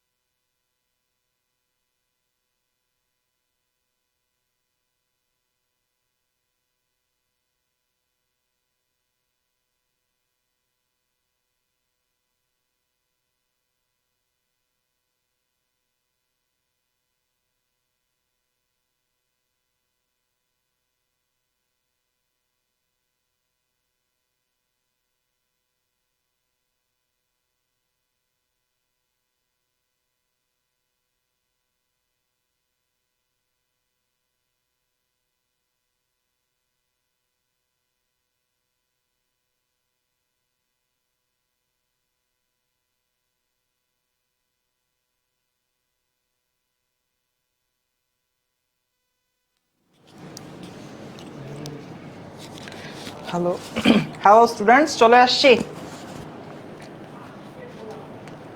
আরে কোথায় আর, চলে আসছি তোমাদের মাঝে। ব্রেক শেষ, সোনার বাংলাদেশ চলে আসছি। ওকে স্টুডেন্টস, সো আসো আমরা আমাদের আজকে যে ক্লাসটা রয়েছে ক্লাসটা আবার শুরু করে ফেলি। আচ্ছা, তো আমাদের ক্লাসের আমি যে জায়গায় ছিলাম 1756 সাল পর্যন্ত, যেখানে আসলে নবাব সিরাজউদ্দৌলা কি করেন, নবাব সিরাজউদ্দৌলা মূলত শাসনভার গ্রহণ করেন। এই যে শাসনভার গ্রহণের যে জায়গাটা, এই বিষয়টা নিয়ে বেসিক্যালি এখানে কথাবার্তা বলা হচ্ছিল। এবার আসুন, একজন মানুষ সিংহাসনে আহরণ করছে, আহরণ করার পরে আমরা শুভাকাঙ্ক্ষী যারা রয়েছে তাদের কথা চিন্তা করি, বাট সিরাজ ভাইয়ের ক্ষেত্রে বিষয়টা অ্যাকচুয়ালি এমন হয়নি। বরঞ্চ নবাব সিরাজউদ্দৌলার ক্ষেত্রে আমরা যে বিষয়টা দেখি, তার অনেক বেশি শত্রু ছিল। এখানে মোটামুটি সকল শত্রুদের লিস্ট দেওয়া আছে, তোমরা হচ্ছে গিয়ে সকল ব্যাপারে ব্যাখ্যা করতেছি, একটা একটা করে ব্যাখ্যা করব। ওকে, এখানে দেখো তোমাদের অনেক হয়তো নামগুলো না পড়তে পারো, তাই আমি হচ্ছে গিয়ে কি বলে প্রত্যেকের নাম বলে দিচ্ছি। প্রথমত নবাব সিরাজউদ্দৌলার প্রথম যে শত্রু, এটা হচ্ছে কি মীর জাফর আলী খান। মীর জাফর আলী খান কে ছিলেন? মীর জাফর আলী খান ছিলেন নবাব সিরাজউদ্দৌলার প্রধান সেনাপতি। ঠিক আছে, মীর জাফর আলী খান ছিলেন নবাব সিরাজউদ্দৌলার প্রধান সেনাপতি, এবং প্রধান সেনাপতি হওয়া সত্ত্বেও যার কাছে নবাব সিরাজের এন্টায়ার যে তোমার আর্মি রয়েছে, সেই এন্টায়ার আর্মির পাওয়ার হইল গিয়ে মীর জাফরের কাছে। সেই মীর জাফর পলাশির যুদ্ধে একজন পুতুলের মতো অভিনয় করছে, পুতুলের মতো একজন কাজ করছে। সে তার এন্টায়ার যেই তোমার বাহিনীটা রয়েছে, বাহিনীকে জাস্ট বসায় রাখছে, কোনো কাজ করে নাই। এই ছিল মীর জাফর। ঘসিটি বেগম, আমি এখন কয়েকজনকে একটু মার্ক করব, ঠিক আছে? এর মধ্যে একজন হচ্ছে তোমার ঘসিটি বেগম, একজন হলো গিয়ে ঘসিটি বেগম, এই থেকে হলো গিয়ে তোমার মোহাম্মদী বেগ, এবং এই থেকে হলো গিয়ে ইয়া লুৎফু খা। এই তিনের গায়ে মার্ক করলাম। কেন মার্ক করলাম পরে বলি। ঘসিটি বেগম, এই যে ঘসিটি বেগম, জানো ঘসিটি বেগমকে নবাব সিরাজউদ্দৌলার আপন খালা। ভাই, নবাব সিরাজউদ্দৌলার আপন খালা ঘসিটি বেগম কি করছে? ঘসিটি বেগম নবাবকে পছন্দ করতো না, তার কারণ ঘসিটি বেগমের একটা পালক সন্তান ছিল, পালক পুত্র সন্তান ছিল। সেই পালক পুত্র সন্তানকে ঘসিটি বেগম চাইছিল সিংহাসনে বসাইতে, বাট আলীবর্দী দাবস এই মানুষটা বলছে যে না, আমি তাকে বসাবো না। তাহলে কাকে বসাবো? আমি বসাবো হচ্ছে গিয়ে সিরাজউদ্দৌলাকে। তাই ঘসিটি বেগম নবাব সিরাজের উপরে চাপা ছিল। গেল। এরপরে আসে দ্য ক্লাইভ। দ্য ক্লাইভ এইটা বাংলার ইতিহাসে, ইংল্যান্ডের ইতিহাসে সবচেয়ে বেশি ধূর্ত, সবচেয়ে বেশি চালাক, সবচেয়ে বেশি লোভী এবং সবচেয়ে বেশি হিংস্র একজন মানুষ ছিল দ্য ক্লাইভ। ওকে, এই যে তোমার ক্লাইভ, ক্লাইভ কি করছে? ক্লাইভ তো শুরু থেকেই নওয়াজ সিরাজের এগেনস্টে ছিল, এবং শুধুমাত্র যে এগেনস্ট ছিল তাই না, সে নানানভাবে নানান রকম ছল ছাতুরির আশ্রয় নিছে। ক্লাইভ কোন ধরনের শেয়ারা পাবলিক আমি তোমাদেরকে হলো একটু বলি। তোমার এই যতগুলো মানুষ রয়েছে তার মধ্যে উমিচাঁদ খুবই ধনকুবের বা ধনাঢ্য একজন ব্যক্তি ছিল। তার অর্থ সম্পদের প্রতি অনেক লোভ ছিল। এখন উমিচাঁদ হলো, যখন উমিচাঁদ, মীর জাফর, ক্লাইভ, রায়দুর্লভ সবাই মিলে যখন নবাবের এগেইনস্টে ষড়যন্ত্র করতেছে, তখন সবাই ভাগ বাটোয়ারা করতেছে কে কি পাবে। ঠিক আছে, সেক্ষেত্রে আমরা দেখতে পাই যে মীর জাফরকে বলা হয় তোমার ইয়ার পরে নবাব যখন ক্ষমতা থেকে চলে যাবে, ক্ষমতা থেকে সরাই ফেলে তাকে দিবে বাংলার মসনদ, বাংলার মসনদটা তাকে দিয়ে দেওয়া হবে। ঠিক আছে, এটা মীর জাফরের উপর হুকুম। রায়দুল্লভকে প্রধান সেনাপতি করা হবে, রাজবল্লভকে তোমার রাজবল্লভকে প্রধান সেনাপতি মোস্টরবলি করা হবে। আর উমিচাঁদ বলে ভাই আমার অত কিছু চাই না, আমাকে 20 লক্ষ টাকা দিও। তো ক্লাইভ ভাবে যে ভাই আমি তো ফুল রাজকোষাগার লুট করে ওরে যদি 20 লাখ টাকা দিয়ে দিই তাহলে আমার থাকে কি? কিছু তো থাকে না। তখনকার সময় 20 লাখ টাকা বর্তমান 2000 কোটি টাকার সমান। তো ঠিক আছে, ক্লাইভ তখন যে কাজটা করে, একটা দলিল করে, ঠিক আছে।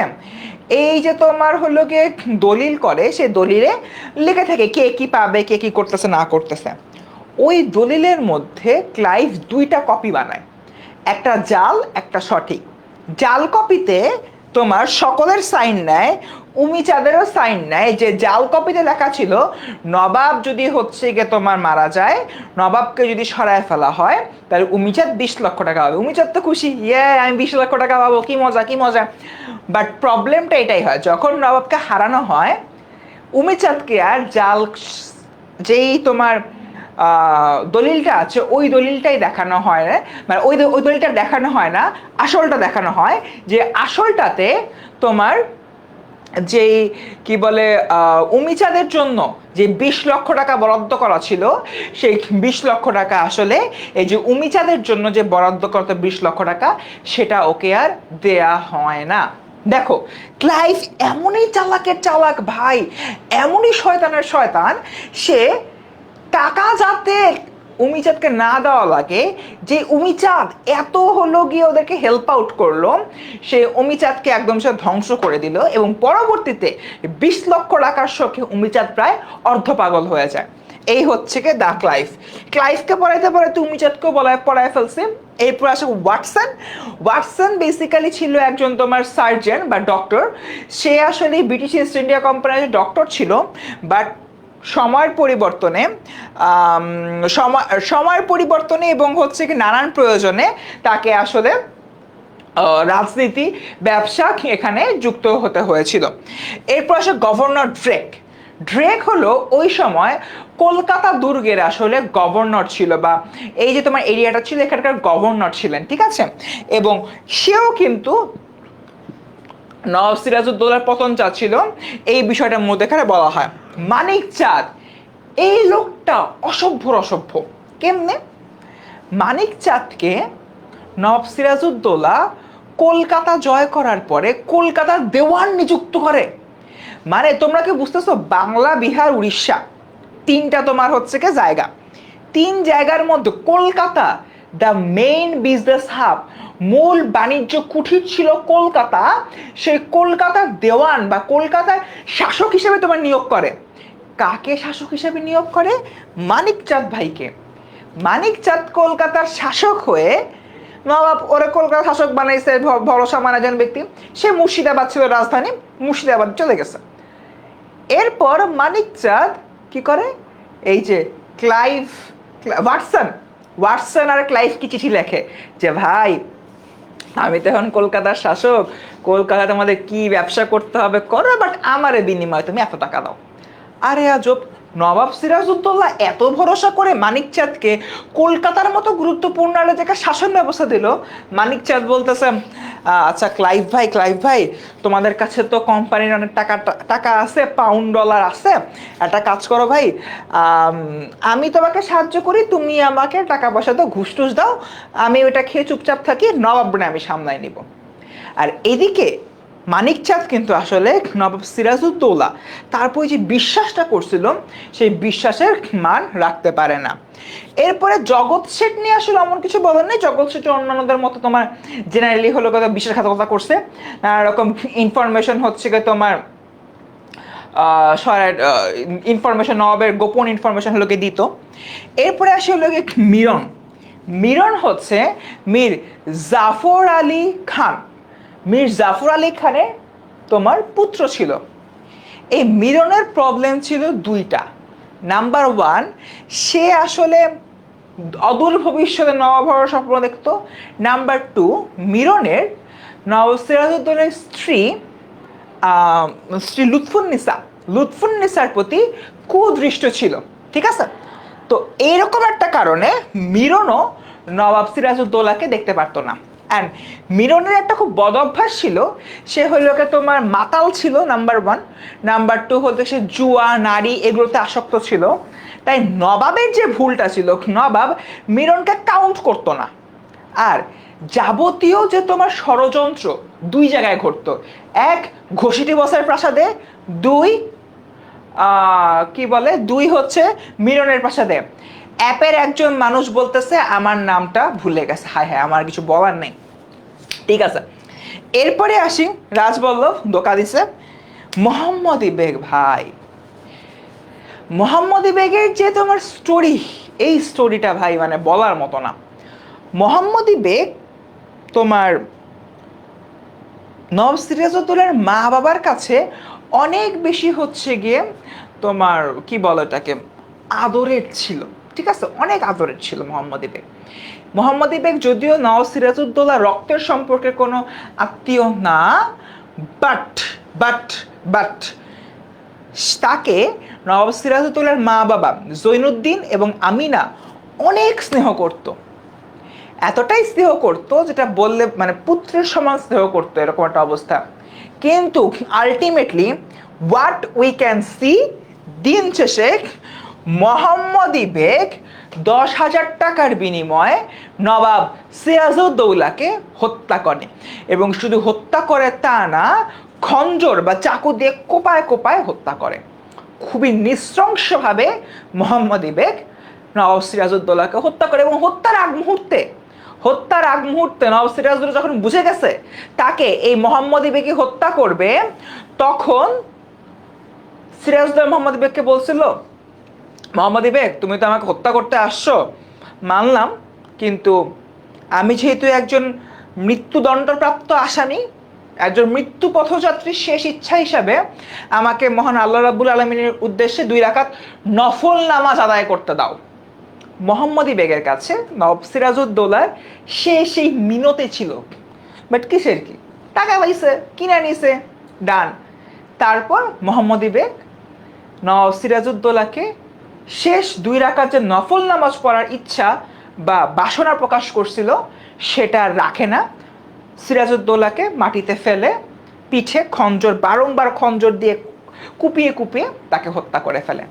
এবং at the end of the day Nawab Sirajuddaula তার শেষ ইচ্ছা মহান আল্লাহ তাআলার প্রতি সন্তুষ্টি প্রকাশ করা বা তার উদ্দেশ্যে কোনো মোনাজাত করে কিছু চাওয়া, সেটা আর সে চাইতে পারে না। এটাই। এরপর আসে রায়দুল্লভ, এও একজন হলো একদম বিশ্বাসঘাতক, বলার কিছু নাই। ইয়ার লুৎফু খাঁ বড় আজব একটা মানুষ। মানে আমাদের সোসাইটিতে কি হয়, আমাদের সোসাইটিতে কি দেখা যাচ্ছে যে প্রত্যেকটা পরিবারে ছেলে থাকে, মেয়ে থাকে।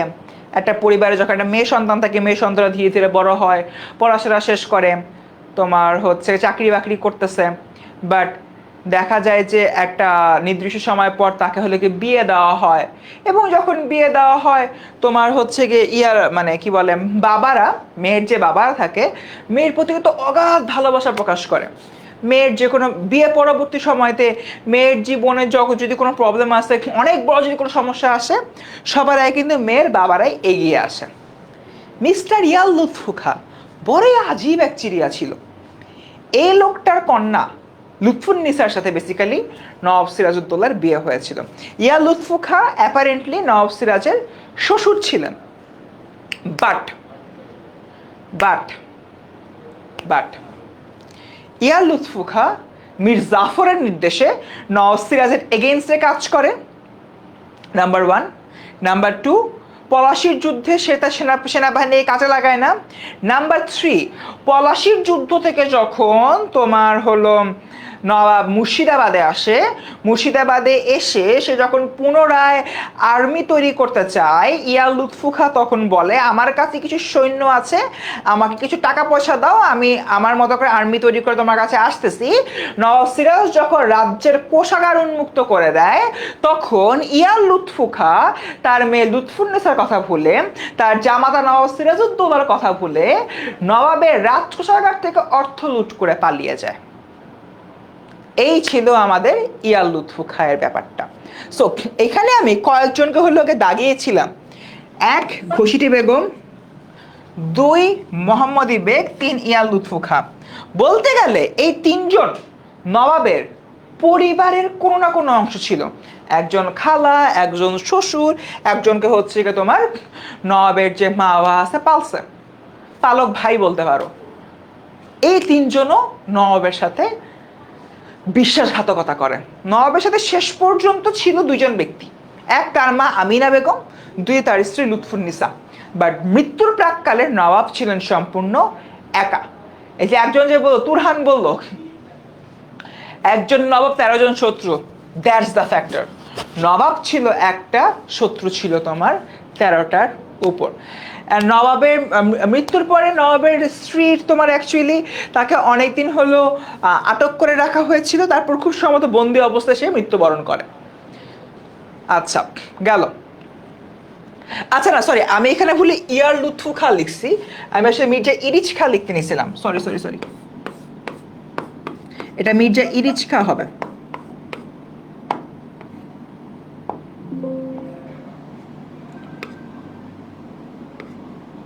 আচ্ছা দাঁড়া একটা সেকেন্ড, আমি এটা ভালো করে লিখি।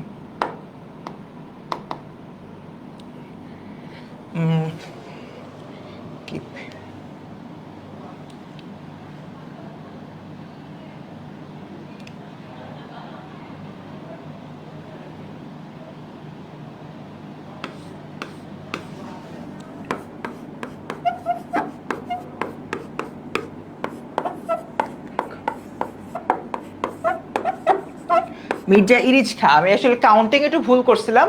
টোটাল এক নবাব,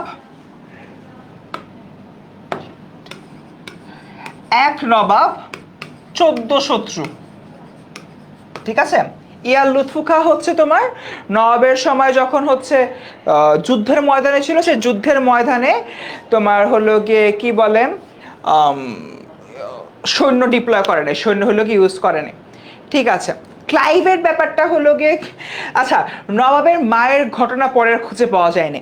ক্লাইভের ব্যাপারটা যদি আবার বলি, ক্লাইভ কে ছিল? ক্লাইভ ছিল তোমার ব্রিটিশ ইস্ট ইন্ডিয়া কোম্পানির একজন অফিসার, ঠিক আছে। বা সে অত্যন্ত ধূর্ত ছিল, এবং সেই জায়গা থেকে দেখা যাচ্ছে যে তোমার কিভাবে বাংলাতে বিজনেস বৃদ্ধি করা যায় সেই বিষয় নিয়ে সে অনেক বেশি হলেও চিন্তা ভাবনা করতো, এবং সে আসলে নবাব সিরাজউদ্দৌলাকে হটিয়ে বাংলার শাসনভার নিতে চাচ্ছিল। তাও সে শাসনভার না, বেসিক্যালি তার একজন পোষ্য থাকবে মীর জাফর টাইপের, যে মীর জাফর বেসিক্যালি শাসনভার নিবে এবং সেই মীর জাফরকে তোমার হলো কি বলো এটাকে কন্ট্রোল করবে। হ্যাঁ, মির্জা ইরিচ খান হবে তোমার হলো ইয়ার লুৎফু খা বেসিক্যালি শ্বশুর না, স্লিপ অফ টাং। মির্জা ইরিচ খা হচ্ছে তোমার শ্বশুর ছিলেন, এবং ইয়ার লুৎফু খা নবাবের একজন সেনাপতি ছিল, যে বেসিক্যালি ওই মীর জাফর সৈন্য চালায় না, আমি ওই সৈন্য চালাবো না। গেল, ঠিক আছে, ডান। এতটুকু ছিল মোটামুটি আমাদের সিরাজের যে শত্রু। ওকে, ইয়ার লুৎফু খা, ইয়ার লুৎফু খা হচ্ছে নবাব সিরাজের একজন, অন্যান্য যে সেনাপতি রয়েছেন ওইরকমই একজন সেনাপতি ছিলেন, বুঝতে পারছো মিম? ওকে ডান। এবার আমরা নবাব সিরাজের যে আমলে বেশ কিছু কাজ হয়েছে সে কাজগুলো নিয়ে আমরা কথাবার্তা বলবো। এতটুকু যে আমরা পড়ালাম সবাইকে ক্লিয়ার? ক্লাসের 20 মিনিটের মতো সময় বাকি রয়েছে, আমরা এখন 3টা গুরুত্বপূর্ণ বিষয় পড়বো। এতটুকু যে আমরা নবাব সিরাজ অ্যাকচুয়ালি কোনো উত্তরসূরি থাকতেই পারে না, বিকজ সে তো মাত্র 1 বছর শাসনে ছিল। আচ্ছা ওকে, নবাব সিরাজউদ্দৌলার আমার জানা মতে জোহরা নামে এক কন্যা ছিল। নবাবের মৃত্যুর পরে তার খুবই করুণ পরিণতি হয়েছিল, এই ব্যাপারটা নিয়ে ইতিহাসে ওভাবে স্পষ্ট করে কিছু লেখা নাই। ওকে, মতিঝিল প্রাসাদ অধিকার ও কাশিম বাজার দুর্গ, এইখানে আমি যতটুকু জায়গা হলো লাল কালিতে মার্ক করলাম, এটা ছিল মতিঝিল প্রাসাদ, এবং এই জায়গাটা ছিল তোমার মতিঝিল প্রাসাদের পাশে একটা মসজিদ, মতিঝিল প্রাসাদ মসজিদ। ওকে, অ্যান্ড মতিঝিল প্রাসাদটা কার ছিল জানো? ঘসিটি বেগমের। ঘসিটি বেগমের এই প্রাসাদেই নবাব সিরাজের এগেনস্টে যাবতীয় তোমার কি হতো, ষড়যন্ত্রগুলো রচনা করা হতো। ফর এন এক্সাম্পল, এই যে এখানে মোটামুটি একজন সুন্দরী যে মহিলাকে দেখতে পাচ্ছ, এই বান্দাই ছিল মিস্টার ঘসিটি বেগম, ঠিক আছে। এই নবাবের পরে হচ্ছে মীর জাফর নবাব হয় বলবো, এই বান্দা ছিল হচ্ছে কি তোমার মিস্টার ঘসিটি বেগম। যদিও দেখতে সুন্দর মোটামুটি ভালো ছিল, মানে আলটিমেটলি তার মতো কুচুকরি নারী এই জায়গা থেকে হলো গিয়ে আর ছিল না। আসো আগাই। সিরাজউদ্দৌলা যখন শিকাশের আহরণ করেন তখন কলকাতায় ইংরেজদের প্রতাপ ধীরে ধীরে বাড়তে থাকে। তিনি তাদেরকে দমন করার জন্য কাশিম বাজারে কুঠিয়াল ওয়াটসনকে কলকাতার দুর্গর প্রাচীর ভেঙে ফেলতে এবং ভবিষ্যৎ নবাবের পূর্ব বা অনুমতি ছাড়া এ ধরনের কাজ করার নির্দেশ দেন। বেসিক্যালি আমাদের যেই তোমার কি বলে, আমাদের যে তোমার নবাব ছিল, নবাব সিংহাসন আহরণ করার পরেই কলকাতায় ইংরেজদের একটা দুর্গ ছিল, যে দুর্গটার নাম হচ্ছে ফোর্ট উইলিয়াম দুর্গ। ঠিক আছে, কলকাতায় ইংরেজদের একটা দুর্গ ছিল, সেই দুর্গটার নাম কি বাবারা, বল একটু আমার সাথে। ফোর্ট উইলিয়াম দুর্গ। ঠিক আছে, এই ফোর্ট উইলিয়াম দুর্গে নবাব সিরাজউদ্দৌলা আক্রমণ করে, যেটা তোমাদের পাঠ্য বইয়ের একদম শুরুর দিকেই বলা হচ্ছে। এবং ফোর্ট উইলিয়াম দুর্গ এই জন্য আক্রমণ করে কারণ ইংরেজরা নবাবের পারমিশন ছাড়াই নানানভাবে হলো গিয়ে নানান, আমি যেটা হলো কি বলতেছিলাম, ফোর্ট উইলিয়াম যে দুর্গটা রয়েছে, ফোর্ট উইলিয়াম দুর্গে যখন ইংরেজরা হলো কি ছিল, ফোর্ট উইলিয়াম দুর্গে থেকে ইংরেজরা সম্পূর্ণ ব্যবসাগুলো পরিচালনা করত। এবং ব্যবসা পরিচালনা করতে গিয়ে ওরা লোকাল মানুষদের উপর নানান রকম অত্যাচার করত। এই জিনিসটা যখন নবাবের কানে যায়, নবাব তখন কি করে জানো, সুন্দর মতো ফোর্ট উইলিয়াম দুর্গে আক্রমণ করে এবং সে ফোর্ট উইলিয়াম দুর্গ জয় করে ফেলে। সিরাজউদ্দৌলা এই জয়ের পরবর্তী সময়তে বুঝতে পারে যে ব্রিটিশ সিংহ এর পাশাপাশি তার প্রাসাদ ষড়যন্ত্র বা গৃহবিবাদ অনেক বড় একটা প্রবলেম সৃষ্টি করবে। তার মানে এক বাক্যে যদি হলো গিয়ে বলি, সিরাজউদ্দৌলার সামনে তখন চ্যালেঞ্জ ছিল দুইটা। নাম্বার ওয়ান, ব্রিটিশদের আধিপত্য বিস্তার, নাম্বার দুই তার প্রাসাদ ষড়যন্ত্র বা সিভিল ওয়ার, যেটা বা তোমার নিজের ঘরের মধ্যে যে ষড়যন্ত্রগুলা, সেগুলো নিয়ে মূলত এখানে কথাবার্তা বলা হচ্ছে। এবং এই জন্যই সে যে কাজটা করে, মতিঝিল প্রাসাদ অধিকার করে ফেলে। তার কারণ সিরাজ গোপন সূত্রে খবর পেয়েছিল এই যে মিস্টার ঘোষিটি বেগম আছে আর মিসেস ঘোষিটি বেগম আছে, হোয়াট এভার ইট ইজ, এই ঘোষিটি বেগমের যে প্রাসাদ রয়েছে মতিঝিল প্রাসাদ, সেই মতিঝিল প্রাসাদে যাবতীয় ষড়যন্ত্র রচিত হয়। তাই সে সুন্দর মতো মতিঝিল প্রাসাদটাকে হলো অবরোধ করে ফেলে এবং ঘোষিটি বেগমকে মুর্শিদাবাদে নবাব সিরাজের যে প্রাসাদ ছিল সেই প্রাসাদে স্থানান্তর করে নজরবন্দি করে। ঠিক আছে, এবং শুধুমাত্র তাই না, এই নজরবন্দি করার মাধ্যমে ঘোষিটি বেগম যাতে কোনো প্রকার উচ্চবাচ্য না করতে পারে সেই বিষয়টাও তিনি আসলে নিশ্চিত করেন। এরপর দেখি 27 মে 1756 সেনাবাহিনী কাশিমবাজার দুর্গ অবরোধ করেন।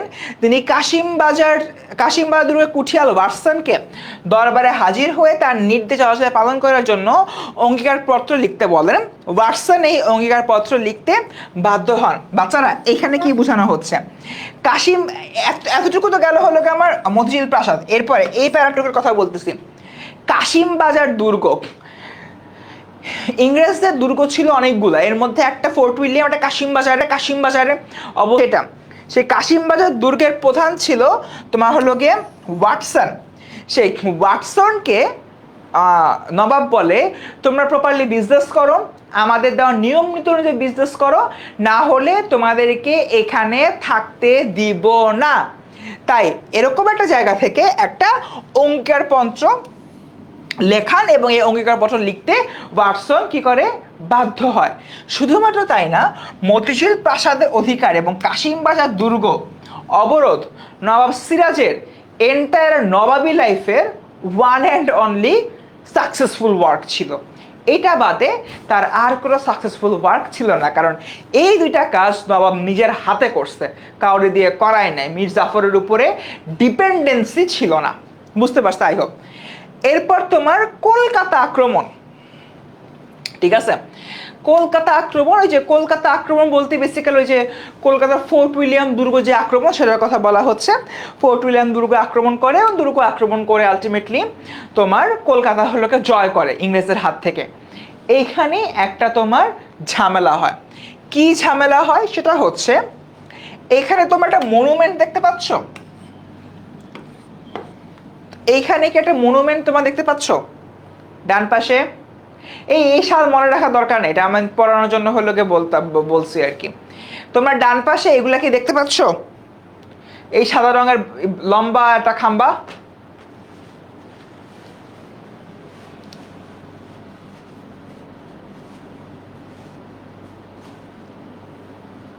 আচ্ছা হ্যাঁ সুচি, ভালো কথা বলছো, আমি পানি খেয়ে নিই। তোমরা আগে বলো এই ডান পাশের এই সাদা একটা খাম্বা দেখতে পাচ্ছ কিনা?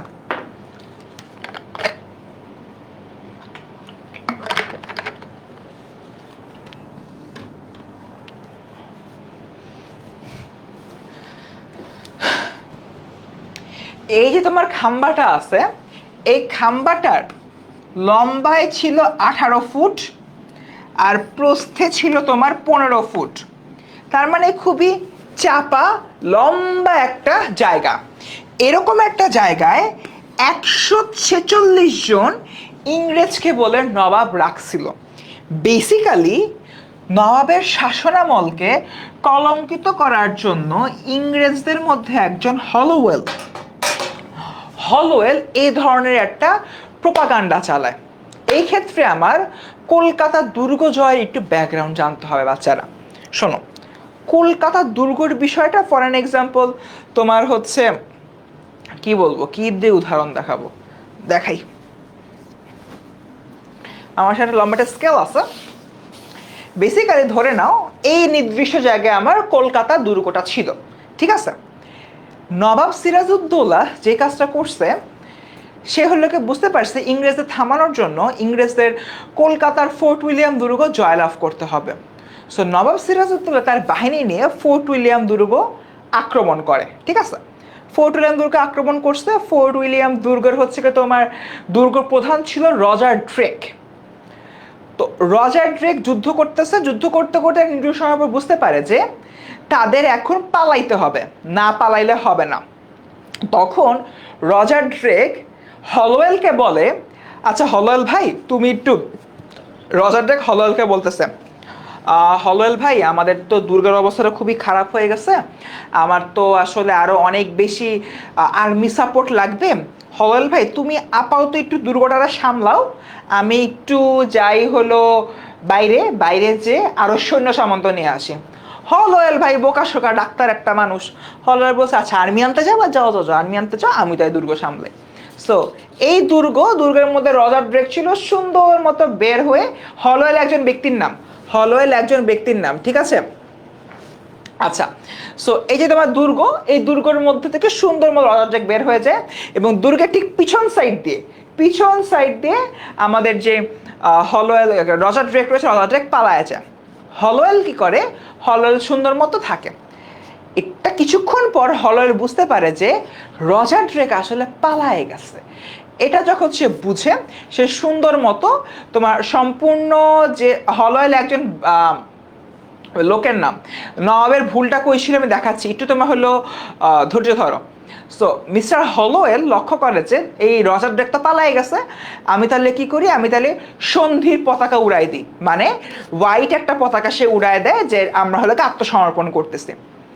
এভাবে নবাব শান্তিপূর্ণভাবে এই যে কলকাতা দুর্গটা ছিল, এই দুর্গটা সে জয় করে ফেলে। দুর্গ তো হচ্ছে তোমার জয় করে ফেললো।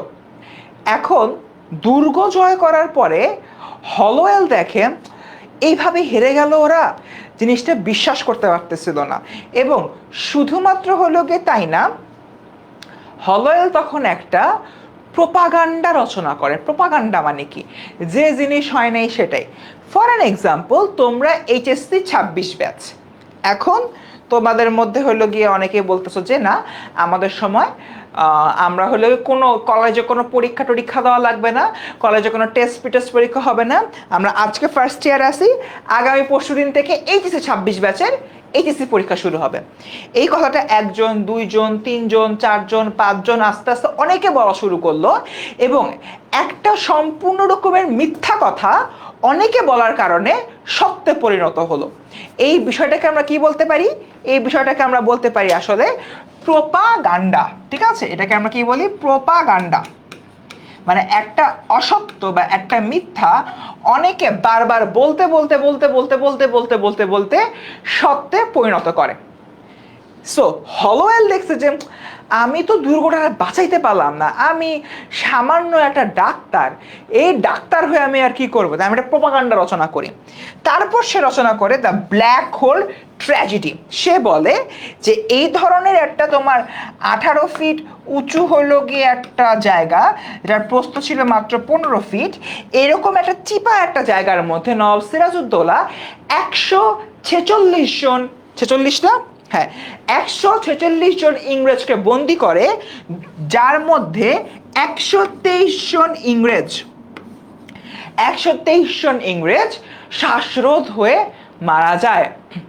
এই যে তারা শ্বাসরোধে, একটা ভালো কিছু গুজব, প্রপাগান্ডা মানে হচ্ছে কি গুজব, এই যে এই একটা গুজব সে ছড়ায় দেয়, এই ছড়ানোর কারণে ইংরেজদের ভেতরে মানে ব্রিটিশ থেকে মানে ইংল্যান্ড থেকে নবাব সিরাজের প্রতি অনেক বেশি বিদ্বেষ ছড়ায় যায়।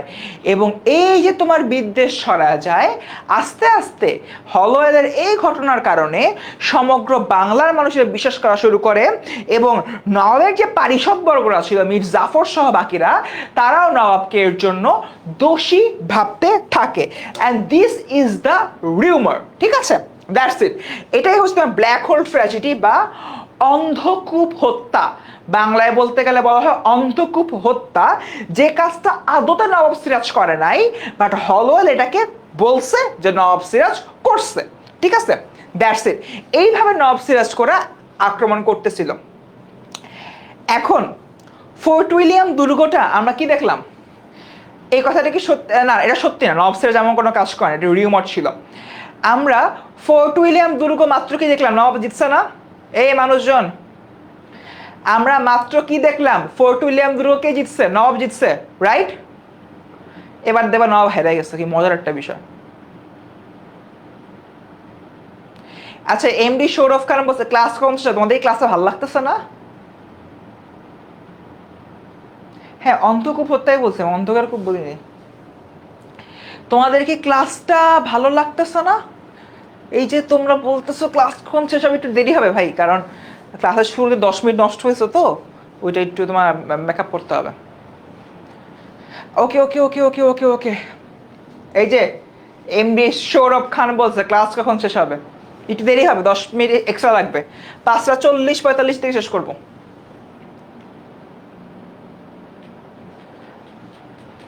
যাদের মনে হচ্ছে ক্লাস শেষ করা দরকার তারা চলে যেতে পারে, বিকজ আমার অনেক স্টোরি বাকি আছে।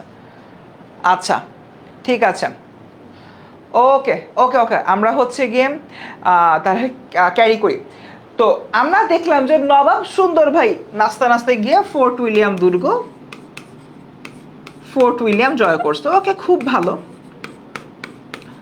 ফোর্ট উইলিয়াম জয় করছে, ফোর্ট উইলিয়াম জয়, অ্যান্ড ধরে নাও এটা হচ্ছে কি আমাদের নবাব খুব হ্যাপি, ফোর্ট উইলিয়ামও জয় করে ফেলছে। হ্যাঁ ভালো, আসলো ফোর্ট উইলিয়াম জয় করলো, ইংরেজদের উপরে এখন সে মারামারি করবে, নবাব খুব খুশি, ভালো।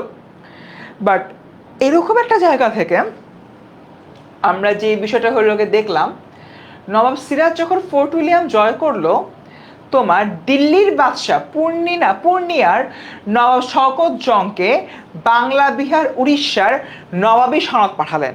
শওকত নবাব সিরাজউদ্দৌলার বিরুদ্ধে যুদ্ধযাত্রার আয়োজন করলো। দিল্লির বাদশাহ পূর্ণিয়ার নবাব তোমার বাংলা বিহার উড়িষ্যার মতো আরেকটা জায়গা ছিল পূর্ণিয়া, এটা একটা জায়গার নাম। এই জায়গার নবাব ছিলেন শওকত জং। এই নবাবকে দিল্লির বাদশাহ কি করছে, বলতে যাও তুমি এখন বাংলা বিহার উড়িষ্যার নবাব হবা। কেন? অন্ধকূপ হত্যা। অন্ধকূপ হত্যার যে রিউমারটা ছড়াইছিল, এর কারণে দিল্লির বাদশার কাছে নবাব সিরাজউদ্দৌলার গ্রহণযোগ্যতা টং করে নেমে গেছে। দিল্লির বাদশা নবাব সিরাজকে পছন্দ করতেছিল না।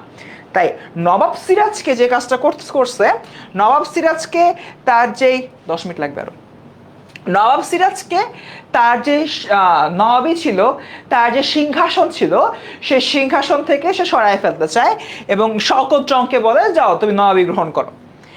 নবাব সিরাজ কাছে চেতাম, মানে আমি এত ভালো কাজ করলাম, আমি ফোর্ট উইলিয়াম দুর্গ জয় করলাম, আমি এত হ্যাপি একটা বাচ্চা আছি, আর আপনি বলেন আমার নবাবী ছাড়াইতে আমি ছাড়বো না, আলিবর্দি আমারই দিচ্ছে, আমার কাছে নবাব থাকবে। কি একটা হচ্ছে কি তোমার অবস্থা। এরপর যে জিনিসটা হয়, শওকত জং এবং নবাব সিরাজউদ্দৌলার বিরুদ্ধে আসলে একটা যুদ্ধ শুরু হয়ে যায়। শওকত জং নবাব সিরাজউদ্দৌলার বিরুদ্ধে যুদ্ধযাত্রা শুরু করে এবং মোস্ট প্রবাবলি নবাবগঞ্জ নামক একটা জায়গায়, মানে শওকত জং আসতেছে মুর্শিদাবাদের দিকে, মুর্শিদাবাদ থেকে নবাব সিরাজউদ্দৌলা যাচ্ছে মানে পূর্ণিয়ায় বা শওকত জংয়ের কাছে। মানে বিষয়টা কাইন্ড অফ এরকম। আমি তোমাকে দেখাই একটু, আর 5টা স্লাইড আছে, বেশি নেই, ঠিক আছে। আচ্ছা, নিউ স্লাইড। সো বিষয়টা কাইন্ড অফ হলো কি তোমার এরকম থাকে। আচ্ছা, সো সিরাজ আছে মুর্শিদাবাদে,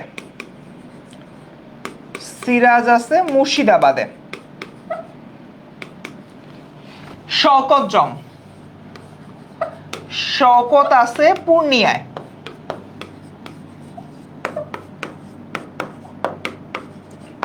আছে পূর্ণিয়ায়, এটা মুর্শিদাবাদ, আর এদিকে তোমার কোন এক জায়গায় আছে কলকাতা, ঠিক আছে। তো সিরাজ কি করছে, সিরাজ হলো গিয়ে তার আর্মি নেভি হচ্ছে tick tick tick tick tick tick tick tick tick tick করে এ পর্যন্ত আসছে। শওকত জং তার আর্মি নেভি হচ্ছে tick tick tick tick tick tick tick tick tick tick করে এদিকে আসছে। এই মধ্যবর্তী একটা জায়গার নাম ছিল তোমার নবাবগঞ্জ।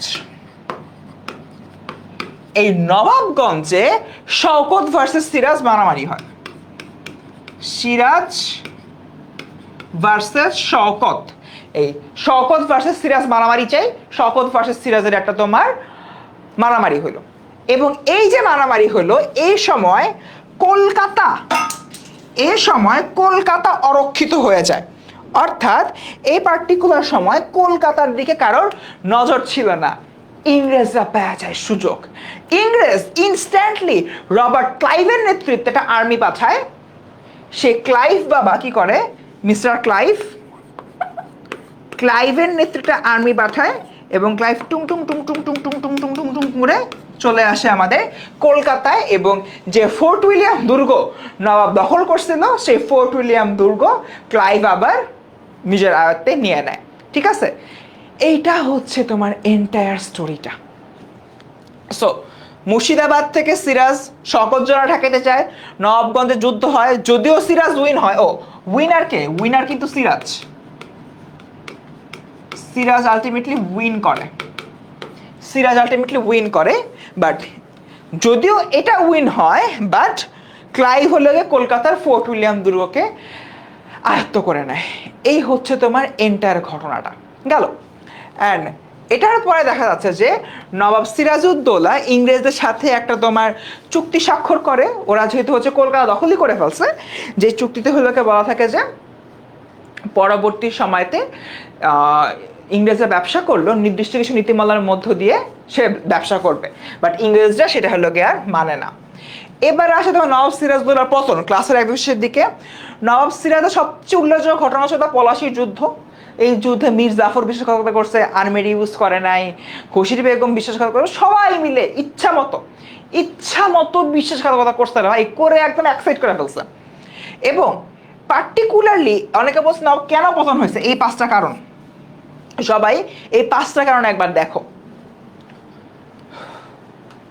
রুবিনা ভালো বলছে, মাঝখান থেকে ক্লাইভের ভালো হয়েছে, লাভ হয়েছে।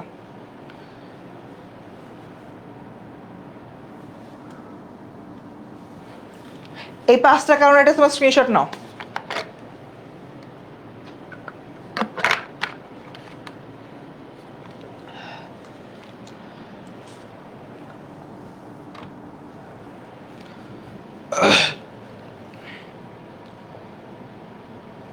সবাই স্ক্রিনশট নিয়েছো? এসএস ডান লেখো। সো প্রথমটা প্রতারকদের বিশ্বাস করা।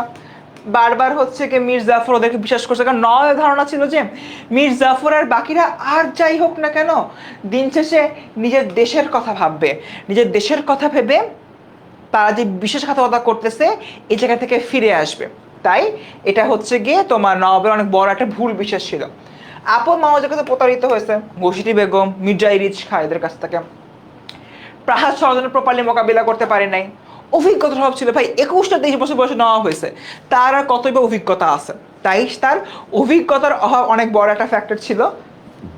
এবং last but not the least, যোগ্য পারিষদ বর্গ, মানে তার যে মন্ত্রী ছিল, তার যে সভাসদ ছিল, মানে পারিষদ বলতে কি বোঝায়, বাংলাদেশের প্রধানমন্ত্রী জননেত্রী শেখ হাসিনা, তার শিক্ষামন্ত্রী আছে একজন, তার অর্থমন্ত্রী একজন আছে, তার হচ্ছে বাণিজ্য মন্ত্রী একজন আছে, তার কৃষি মন্ত্রী একজন আছে, তার হচ্ছে তোমার কি বলে পাট ও বস্ত্রমন্ত্রী একটা আছে, সড়ক ও সেতু একটা মন্ত্রী আছে, যতগুলা তোমার হচ্ছে মন্ত্রীরা আছে সবাই নিয়ে হয় পারিষদবর্গ।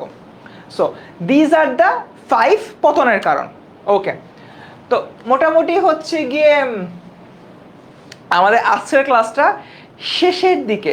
জগৎ ছোট ওই তোমার কি বলে মীর জাফর বলে আমাদের নবাব সিরাজউদ্দৌলার যে পারিষদ বর্গ ছিল।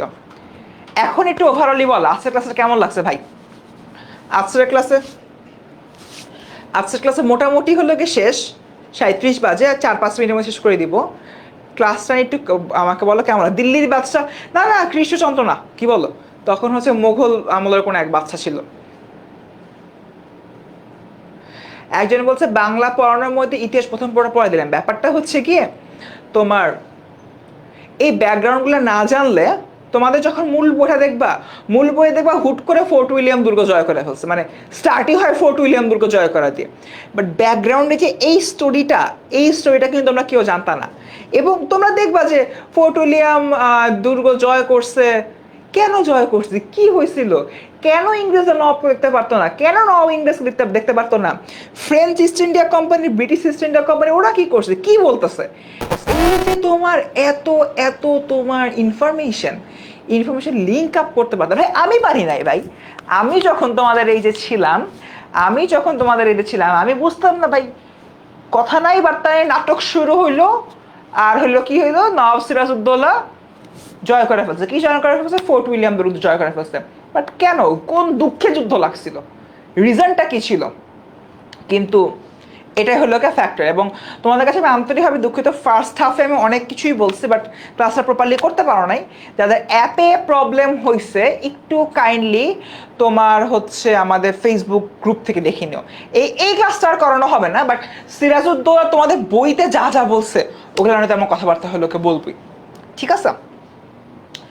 আচ্ছা, ওকে, এখন ক্লাসের শেষ দিকে ফিডব্যাক চাই, আরও ক্লাস চাই।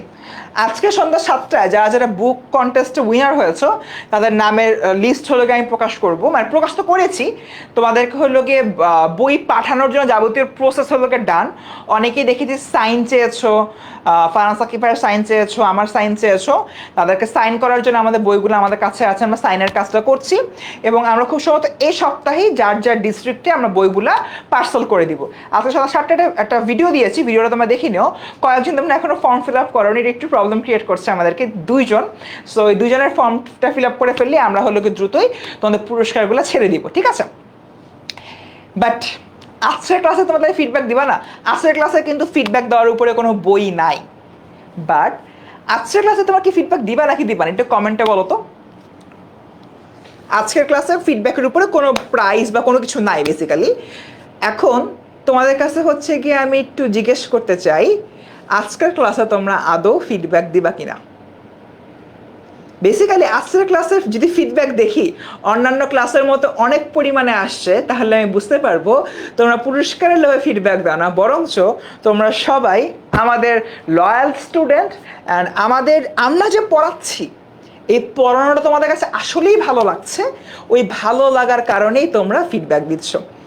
সো আমি এক্সপেক্ট করব আজকে তোমরা আমাদেরকে ফিডব্যাক দিবা।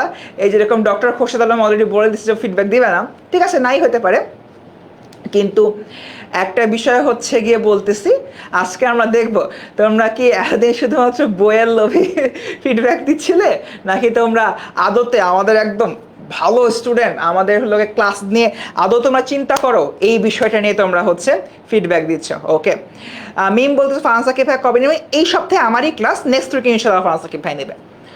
ওকে, সো ইয়েস, দেখি একটু আজকে ক্লাসে কেমন লেগেছে তা জানিয়ে দিবা 10 এসএসসি স্টুডেন্টস গ্রুপে। ক্লাসে যে কোনো একটা টাইমের স্ন্যাপ নিবা, নিয়ে হলো পোস্ট করবা। এবং লেজিট ভাই তোমাদের ফিডব্যাকগুলো পড়তে না পার্সোনালি খুব ভালো লাগে, খুব আনন্দ লাগে। এত কষ্ট করে ক্লাস নিচ্ছি, গতকাল সারা রাত ঘুমাই নেই কিন্তু, ট্রাস্ট মি। আমি গতকালকে ফজরের নামাজ পড়ে 5:30 শুইতে গেছি, সকালবেলা 8:30টায় উঠছি, গোসল আসল করে 9:20-এর মধ্যে বাসার থেকে বের হয়েছি সকালবেলা। আজকে অফিসে আসি 10টায়, 10টা থেকে ক্লাসের আগ পর্যন্ত তোমাদের ক্লাস, তোমাদের হচ্ছে লেকচার শিট, এগুলো অনেকগুলো কাজ করছি, এখন ক্লাস নিচ্ছি। সো বলতে গেলে আমি লাস্ট 24 আওয়ার্সে নিয়ার অ্যাবাউট 2.5 আওয়ার্স, মানে 2.5 ঘন্টা ঘুমাইছি। 2.5 ঘন্টা হচ্ছে গিয়ে তোমার কিন্তু ঘুমায় বেসিক্যালি আমাদের হলো ক্লাসগুলো নিচ্ছি। অ্যান্ড আলটিমেটলি দেখা যাচ্ছে যে কষ্ট করতেছি হয়তো বা, সেটা তোমাদের জন্য কতখানি হলো ইফেক্টিভ আমি বলতে পারি না, বাট ইনশাল্লাহ ট্রাই করব ভালো কিছু করার। কয়েকজনের যদি কোনো কারণে কয়েকজনের ফিডব্যাক হলে আমার না পড়া হয়, আন্তরিকভাবে দুঃখিত। আমি চেষ্টা করব সবারটা পড়তে, যদি কারোরটা এর আগের মিস যায় আমি তোমাদের কাছে ক্ষমা প্রার্থী, ক্ষমা চাচ্ছি বিষয়টা নিয়ে। হোপফুলি ইনশাল্লাহ এবার মিস হবে না, ঠিক আছে? And last but not the least, বাচ্চারা ক্লাস কিন্তু শেষও হলো না। আজকে রাত 11টায় আজকের ক্লাস থেকে কারো যদি ডাউট থাকে তোমরা কিন্তু আমাদের দেওয়া গুগল মিট লিঙ্কে জয়েন করতে পারো। গুগল মিট লিঙ্কটা আমাদের টেনএমএস এসএসসি স্টুডেন্টস গ্রুপ এবং আমাদের পেইড গ্রুপের স্টুডেন্টের জন্য এইচএসসি বাংলা 26-এর যে গ্রুপটি রয়েছে সেই গ্রুপে আমি ঠিক সন্ধ্যা 7টায় শেয়ার করে দেবো। তো স্টুডেন্টস, দেখা হচ্ছে আজকে রাত 11টায় আমাদের আজকের ক্লাসে ডাউট সলভিং নিয়ে, এবং অবভিয়াসলি তোমরা একটু কাইন্ডলি ফিডব্যাক দিবে। বাংলা ব্যাকরণের লেখকের বই আমি সাজেস্ট করবো হায়াত মাহমুদের বইটা তোমরা পড়তে পারো। তো ইয়েস বাচ্চারা, আসো ক্লাস শেষ করি।